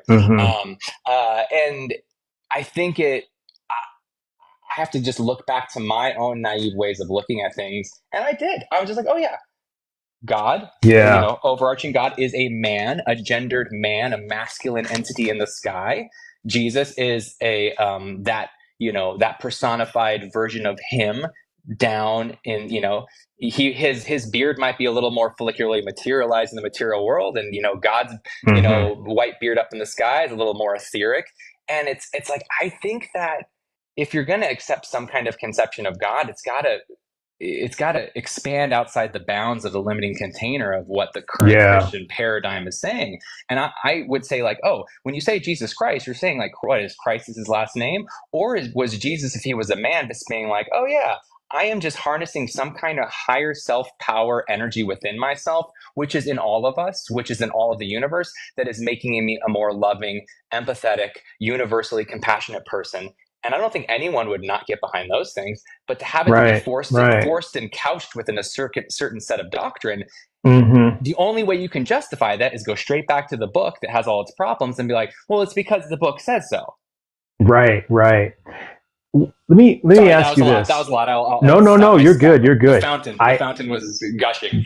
That's okay. And I think that's a testament to that's why this subject is so fascinating for me, is because a lot of people have a lot to say about it. There's a lot of thoughts behind this and a lot of feelings and stuff. So I'm with it. But I want to you've been a previous guest, and we're basically on the same page. So I want to jump to somebody else to give them a chance. But before you go, let me ask you this. Yes. What do you think about, because my approach is to mostly bypass all that and just kind of get to the heart of the matter of, does God really exist? Because, and then how can we figure that out? Because my thought process is, well, if we can't figure that part out, then it doesn't really matter what the Bible says, what the Quran says, what all of these holy books say. Because if we can't even find out if God actually exists, then that kind of cancels all that out. And so how do you think we could, or a person could, kind of get to that level of conversation with somebody about whether or not, just really digging deep into what is your basic level, belief about just the existence of God? Because if God doesn't exist, then it doesn't matter what these books say. So how do you think we could do that? I mean, that's obviously a great question, and I just can't help but think that it involves just a more expansive definition of God, and I think that I just think that it's just a willingness to not be so exclusive in nature and based on dogma and doctrine, and it's the idea of why can't we just define God as our higher order level of consciousness, or our higher mind, our higher ability to tap into and out of that kind of monkey lizard mind activation, emotional systems and fight and flight. why can't, because for me, the most confusing thing when I was a Christian was someone's like, you need to cultivate a personal relationship with Jesus. And I just want, and I'm like, I don't know what that looks like. What do you mean What does by that that? even mean? Like, Yeah. What does that even mean? am I having an inner dialectic, like a conversation with him, and then he Mm-hmm. talks back to me in a different voice? Is it like a different, like, it's like, I'm like, hey, Jesus, I'm praying about this thing, or I'm worried about this thing. What do you think? Or I bring it to you, and it's like, well, dear child, this is what I think. Since, it's like, Right. I was constantly, and, some Christian might tell me I was just praying wrong or doing things wrong, or like, since my personal relationship was personal, but I somehow did it wrong. Maybe it wasn't personal enough to where this is a one-way conversation, and maybe I'm thinking of it in the wrong way. But it just seems to me like, if you ask each Christian, what does your personal relationship with Jesus look like tangibly, day to day, moment to moment in your prayers? Is it two-way? Is it like, is it in any way verifiable to anyone outside of yourself, or do you not even know how to explain it? And it's just all these esoteric kind of vagaries. And I'm like, so to me, I am completely comfortable, even though the God term is obviously so captured. I'm completely comfortable being like, well, the only thing that I can observably know about my conscious experience is that I'm having a conscious experience. And I know what it feels like to be in a meditative state, or you can call it a prayer state. I know what it is like to discipline my mind and let the thoughts just run through as a stream and not identify with them. And then that higher level of observation, that's just kind of, you could say in a weird way, inside your consciousness dome of experience, that kind of objective awareness that's seeing the forest for the trees, that kind of overseeing, like overmind, whatever you want to call that is completely fine for me to define as God. And it is in all of us. Technically, it is in all of us, and we have the capacity to strengthen it and tap into it and, quote unquote, have a personal relationship with it. But it need not be polluted by all the dogmatic terms that religions want to put on it. So that was long-winded, but that's my way of framing it. Yeah, I hear that. Well, thank you for that, Anthony. Yes. Couldn't have said it better. So never a short answer with me. So that's all good. I appreciate it. But I just wanted to throw that into the mix. You got it, man. And you're welcome anytime. So I appreciate you. Appreciate you, Trust. Have a good rest of your day. All right. Have a good one. Cheers. All right. That was good stuff. And on to I Am Legend. All right. What's up, brother? Thank you for waiting. How you doing, I Am Legend? Thank you for waiting. I appreciate you. I've been watching you for a little while, man. You have great energy. Like, you're just... Thanks. You're a rare breed, to be honest. Oh, appreciate that. So, something about... Flattery will get you everywhere, man. I love it. So, you're an atheist? No, man. I am, sir. Yes. All right. So, yes, sir. Yes. Would you say that God defines what is true and what is not? I would say no, because I don't believe in God. So I wouldn't agree with that. Okay, so now I'm gonna have to run you down a different. And I'm trying not to do this, but it's okay. You can do. Hey, you wouldn't be the first, and you won't be the last. So right. It's all good. I'm with it. So, can you define atheist without using the term God? Lack of belief in a deity, yes, and you can't. Yeah, but you can't define it without, because that's like saying that's like saying color this red without using the color red. It literally means atheism. It means lack of belief in a God. In any God. Right. So I'm just trying to make sure that we're on the same page. In order to be an atheist, there must be a definition or understanding of a God or theist. I think it's the generally accepted definition of what a deity means. It's the generally accepted definition. Right. Now, so you must hold a definition in your mind of what a deity is or a God is. Sure. But it's the generally accepted definition. So, like, basically, if I ask you, what's your definition of a deity? So that would be what I would ask you. What's your definition of a deity? One that takes responsibility for themselves. One that takes responsibility for themselves. See, that's not the generally accepted definition of a deity. And now under that definition, I would say I'm a deity. Right. So you are determining what is... I see where you're going with this. You are determining what is true and what is not true to you. Man, I'm slow, but I'm not that slow. Come on, man. No, I'm being for real. I know you are. I love you, man, but you are literally... I'm just messing with you. I know.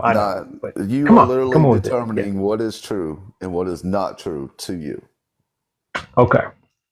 So determining what is true and not true to me. All right. Well, let's look at that for a minute, if we can. So can I write this down for a second? You are determining, and I'm coming from a place of understanding, not, you know me. I don't try to trap people or make them look bad, nothing like that. That's great. Not. I love listening to you. It's to understand, and honestly, if it really doesn't make sense to me, I may push you a little bit, but yeah, you know where I'm coming from. So help me out with this. You are determining what is true and what is not true. Is that what it is? To you. What is true and what... I'm a slow writer. What is not true to you? Okay. So let's break down what this means. Because I look at this and I have a sense of what it means, but I'd like to hear from you what that means. So let's see if this helps. Nothing exists outside of you to you. Nothing exists outside of me to me. Yes. And as it immediately hits me, I agree with it. And so now what I do is I kind of go through different scenarios of if that applies. And so I think in general, I would agree with that statement. Nothing exists to me outside of me. So then you can relate that back to, once you understand that concept, that you are determining for you what is true. Yeah. So this kind of runs close to the lines of like self-determinism, things like that. Okay. If it's not called self-determinism, it sounds a lot like it. So just to expand upon that, so can things, other people believe different things, right? And it's absolutely true to them. You don't believe them, so it's not true to you. So here's the hard one for you. And just bear with me. Just think about it a different way. Are you a God? Am I a God? No, I am not. Okay. Because you don't believe, because of course I'm thinking of in the sense of the generally accepted definition of a God. Yeah. But when I say that I am a God, what do you say? I don't believe you. I like you. I just don't believe you. Right. So you are determining why do you say you don't believe me? Why am I not a God? Only in the sense of, because like I said, as we started in the beginning, we're starting from what my perception of God means. So I'm going by the generally accepted definition of what God means. So from that sense, I would say I don't agree with you. Now, if you're using your definition of a deity, you are determining what is true and what is not true to you. No, wait. Let's not use my definition. Let's go with the generally accepted definition. Accepted definition of God. I would say I don't believe you. Yeah. Right. Is God a creator? God is a creator. However, some would say God is the creator. Am I the creator of my own reality? Yes and no. Yes and no. Yeah, but the yes part's going to hang you up right now. Yes and no. And here's what I mean by that. The yes part is yes, your actions, your thoughts do heavily contribute to your reality because you are the center of your reality. Okay? This is my thought process. It heavily contributes to your reality because you are the center of your reality. However, there are other people and other events that contribute to your reality too, right? For example, if you lived in Florida, right, and you went through the hurricanes that have been happening there, that would be part of your reality, right? Yes. Yeah, but did you determine that? Did you cause the hurricanes or not cause the hurricanes? Do you see what I mean? Okay, so let's expand that to I'm in prison. Can I be happy if I choose to be? If you ultimately choose to be, yes. And now yes. Yeah, I think so. Ultimately. Mm-hmm. 1 second, I was getting a phone call right there. Just because you're loved. A lot of love in your life, man.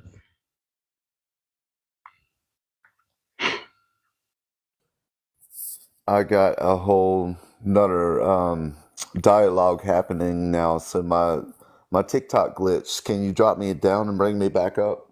Yeah. Let me give it a shot. Okay.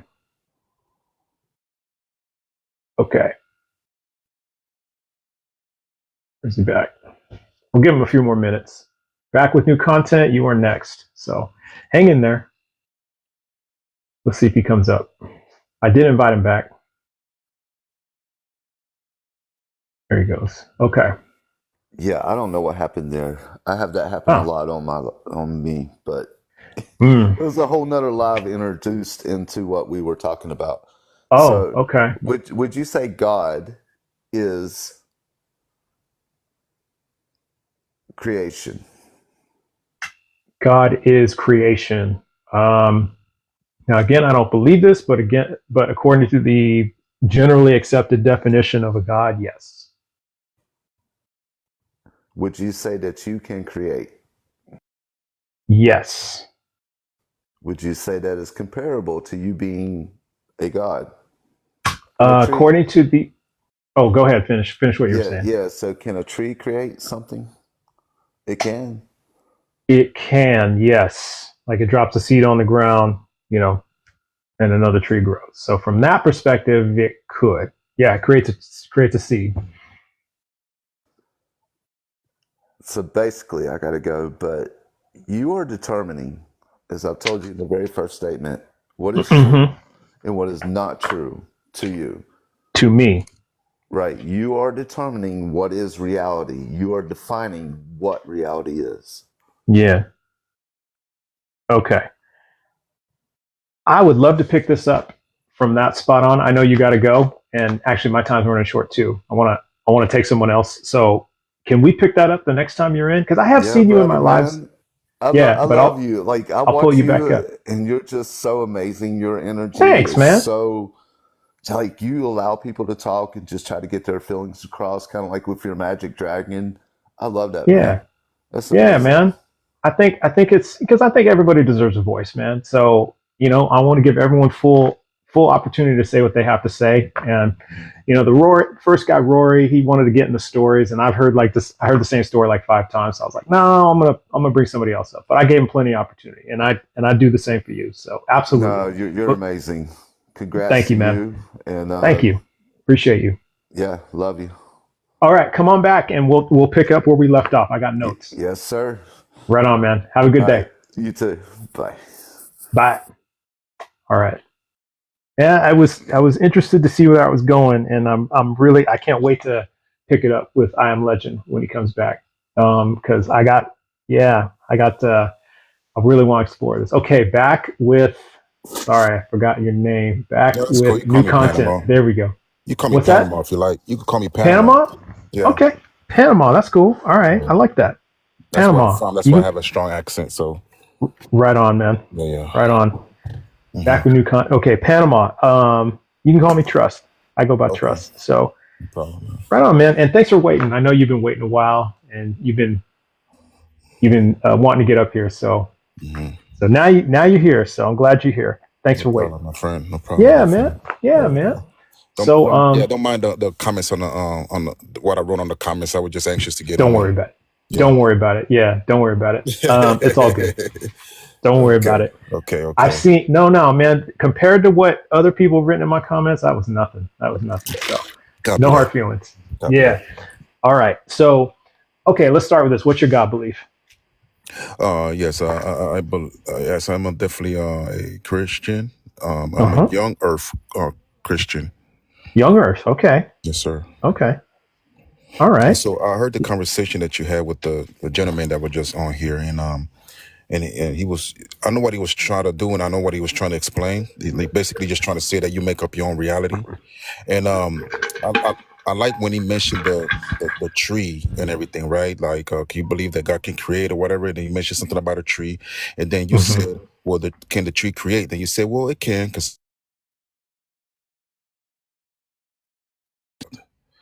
Okay, yeah, that was You my said phone. it. Oh no, So you you're said good. that. Well, You said it can. Yeah, I did say that. yeah. Yeah. Yeah, you said, he said, well, it can. He said he drops the seed and then you go.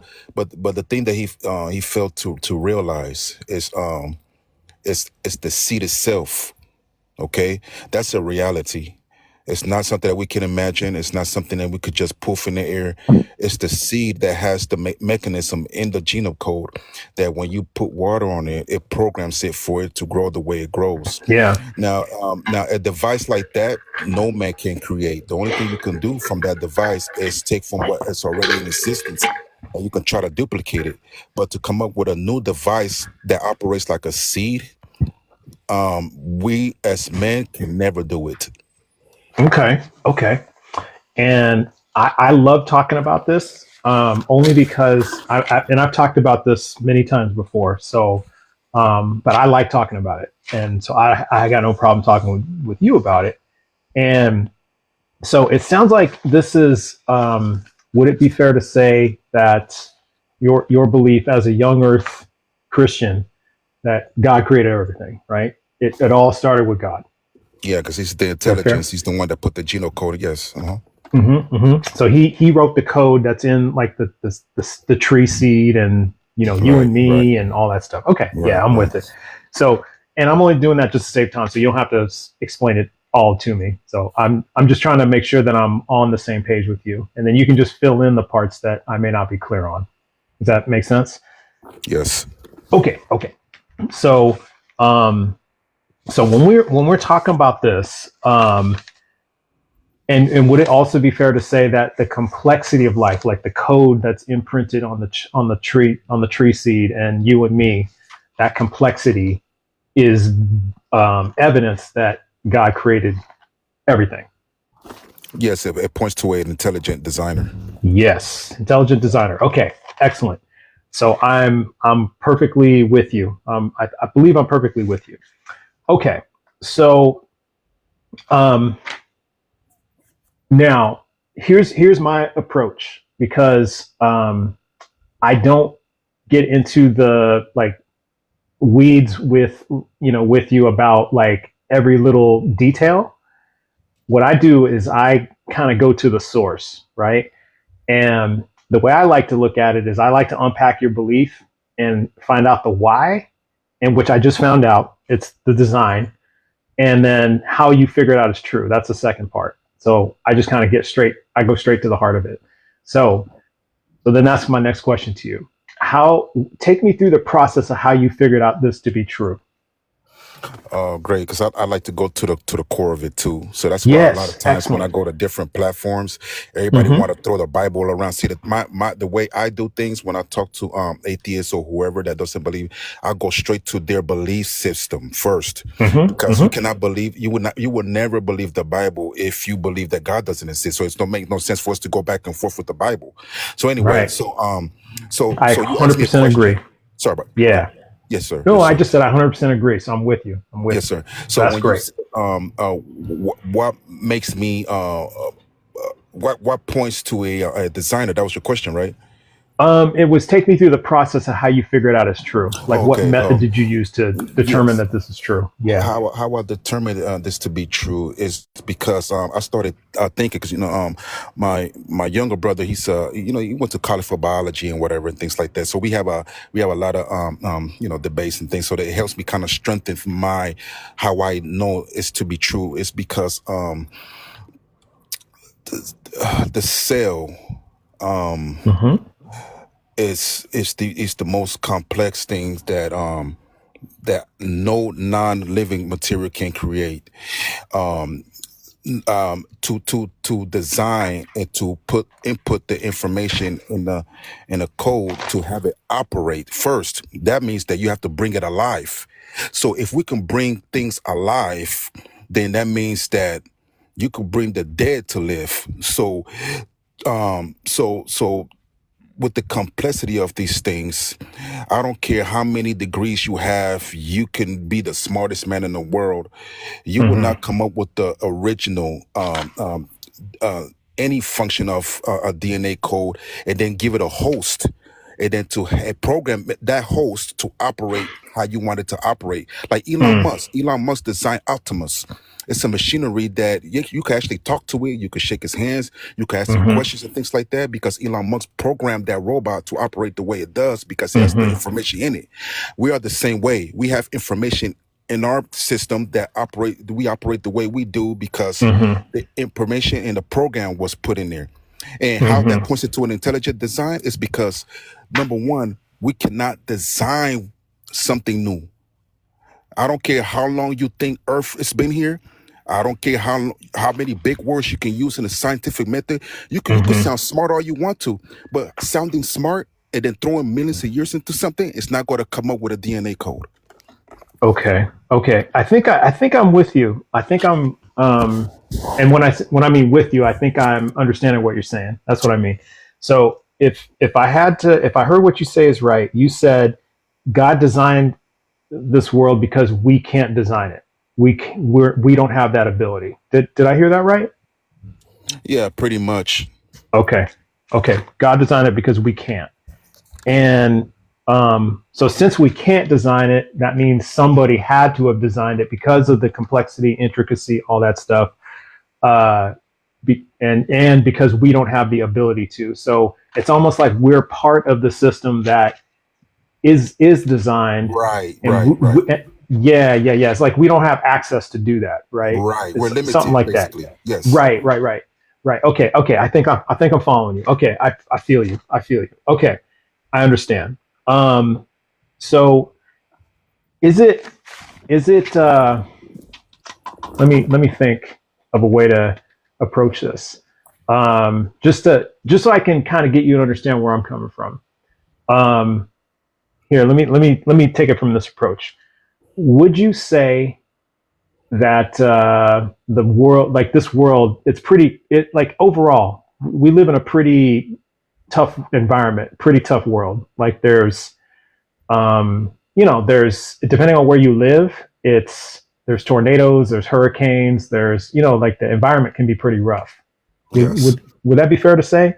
So yes. Would you say it's a pretty cruel world, like overall, and a good way to demonstrate that is now I'm assuming, and it's a safe assumption, but I'm assuming you have a home, like you live in a home, like either an apartment or a house or something like that. Yes. How safe would you feel if you didn't live in a home? I won't feel too safe. Yeah, I agree with you. I wouldn't feel safe either. Mm-hmm. I feel vulnerable, right? I feel kind of scared. So, and I think that supports my understanding that this is a pretty cruel and violent world, because if I didn't have a home, I feel a lot less secure than if I did, than I do now. So if we go by that, and we have weather events, wild animals get unalived and things like that. And there's diseases, there's extinction, right? Animals go extinct. People just suddenly have heart attacks, just all kinds of crazy things happen, right? Panama. Yes, sir. Why would you say then, why would God design such a cruel world, do you think? You probably heard this 1,000 times. And it goes back to the, but it's nice to hear it's nice to hear another person's take. Yeah. Copy that. It goes back to the record, the basic instructions before leaving Earth, which is the Bible, right? It explains all of that, and sometimes I try to refrain from mentioning it because a lot of, in my experience, dealing with people that's non-believers, they have a hard time believing what's in there. So when they ask these questions, and when I go to the Bible, they don't believe it, but yet they still ask questions. you know. But you could point somebody to the right way to go, but they're still gonna be like, oh, I don't know, man. Nah, I think this is the other way. This other way, I think this is the better way to go. But anyways, let me to answer your question. Yeah. So to answer your question, we live in a falling state. Okay. And I'm gonna keep it short. I don't want to draw it all out. We live in a fallen creation, and so this fallen creation brings upon a lot of disasters and things like that. As you know, the whole world is at war right now. Russia's fighting Ukraine, Israel's fighting Hamas, Yemen, Libya, and Iran. We got the drug cartels. We still got racism and things like that that's happening. Yes. But I look at it like this. See, I don't blame God for these things. I blame humanity, because at the end of the day, you can choose not to be mustache man. You can choose not to be racist. You can choose to do good unto others. You can choose to be good to your neighbors. But yet, our pride, our greed, and our desires that want to commit these crimes is causing the world to look like this. So that's why God said he's going to come back and fix all these things. But then you have a lot of atheists say, when is he coming back? When is he coming back? Well, the Bible even predicted that people would say that. So the thing is, when he comes back, I want to be in that world that's peaceful. Who doesn't want to be in the world that's peaceful? Who doesn't? I don't understand why people fight back against a God that said that he's promised when he comes back, he will give you eternal life in a place where there is no more racism, no more violence, no more hurricanes and all these things. I want to be part of that world. Don't you? Yeah. I hear what you're saying. Right. And I agree with you. I would want to be part of that world. Sorry about that, sir. Because the longer we could come up with all these questions and try to disprove whatever, you're still going to be stuck on this earth with these disasters. It's not going to change anything, because man's hearts are getting darker. It's not getting better. Okay. I see where you're going with this. So let me take you through. I think it might help you to understand why I don't believe. And because I think you kind of threw out a couple times, I talk with atheists about the Bible, and then we kind of get in this round and round, and nothing ever gets accomplished. And I agree with you on that. And that's why I don't like talking about the Bible. It's not that I don't know it. It's just that like you said, it's a waste of time. And so when I think about like this, so let me do that. I can help you understand why I don't believe it. And maybe this will help. Actually, maybe your conversations in the future with other atheists or other even believers, maybe your brother. So let me go over it with you. So quickly, I don't believe. It's not that I'm denying or dismissing. Or I'm trying to disprove. It's just that I don't believe it. Like here's an example. I can kind of give you a parallel. Do you believe that there are blue men who live inside the planet Venus? Venus, no.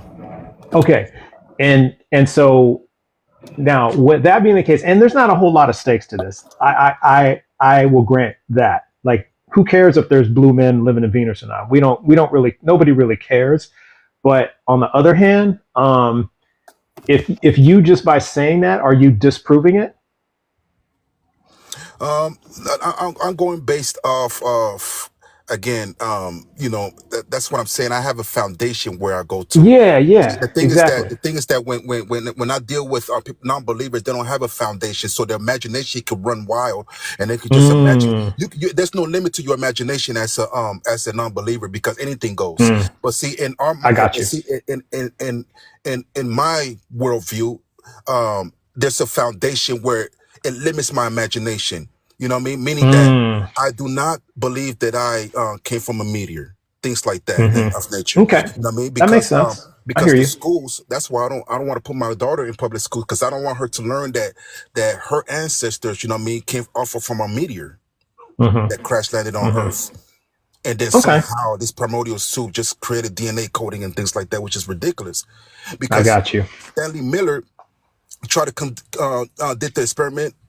And he made like some type of amino acid, but there's limits. That's what I said. There's limits to things that we can do. You could take from what's already in existence and make amino acid, but you can't make it do anything else. You're limited to I got that. you. You know what I mean? Yeah. So that I got lets you. me know that non-living materials cannot give rise to intelligent beings. Only an intelligent being can bring rise to intelligent beings, and you will see that in the creation that the intelligent being created. Okay. Let me address the imagination part a bit. So is it what when we think of these like these technological innovations? Yeah. Now, would you say then that that imagination was involved in that? I won't say there was an imagination involved in that, because I can actually see it and it makes sense for it to yeah. That's How why would you say then? when I see you, it makes Yeah. sense to me as to how you got here. Right. Yeah. I see what you're saying. Yeah. How would you say then that we discovered flight?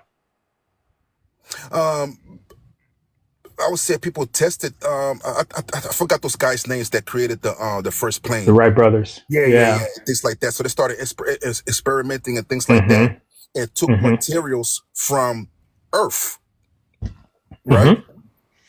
Building blocks and things like that. Mathematics that makes sense, because if you use the right mathematics, the machinery is going to make sense. If you use the wrong mathematics, like 2 + 3 is 6 instead of it being 5, you're gonna get the wrong mechanical. Totally agree. Right. It's not Totally gonna agree. it's not gonna operate correctly. Your Totally vehicle's not agree. gonna operate correctly if you use the wrong mechanics. Yes. I agree with that. I think where the angle I'm trying to get at though is like, say, like we have drawings that Leonardo da Vinci drew, 500 years ago. Right. Probably even further back. Yeah, about 500 years ago, of flight. He was drawing machines that flew in the air, and that was based on mathematics, right? So I guess I'm just kind of approaching it from that sense, like, and then flight wasn't discovered until 400 years later.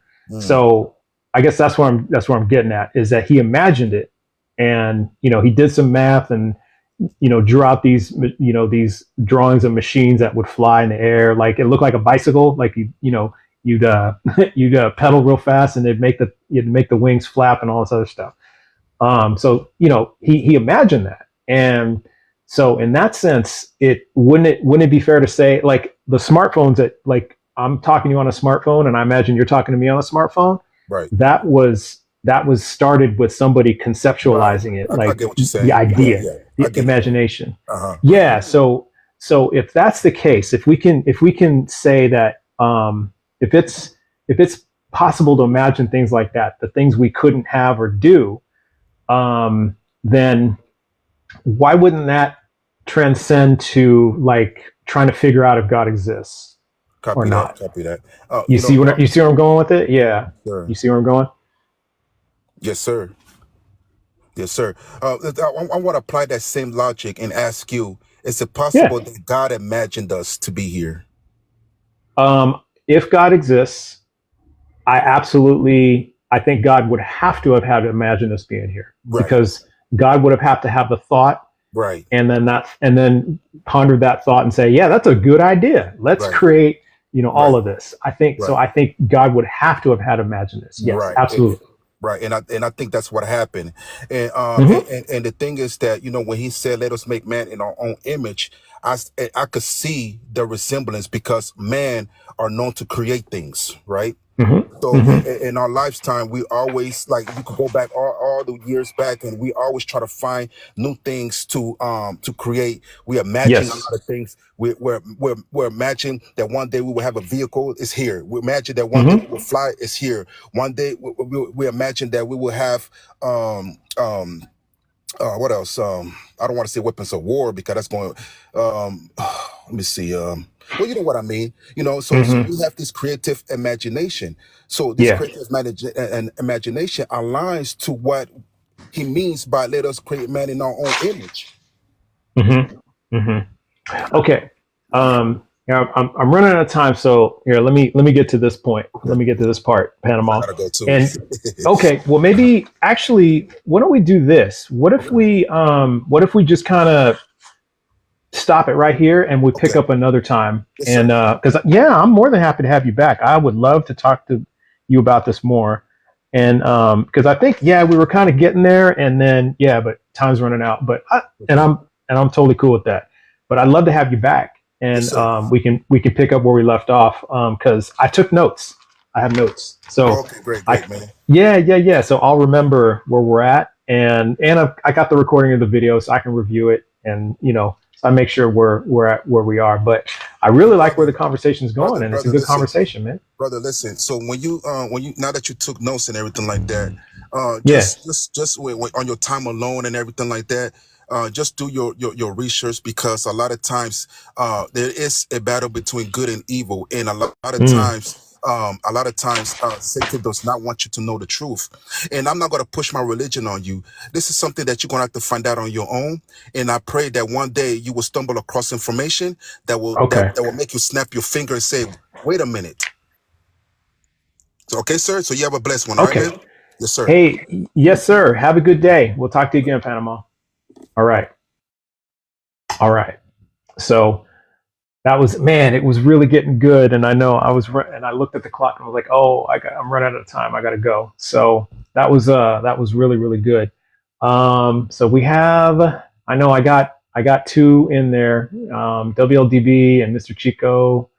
Yeah, I know you guys have been waiting. And so I have to go. I gotta take my daughter somewhere. So, but this was fun, man. So if you're not following me and you want to know when I come back, please do follow me. And also, if you want to take this conversation, no, don't worry about it, WLDB. I know life happens. No worries.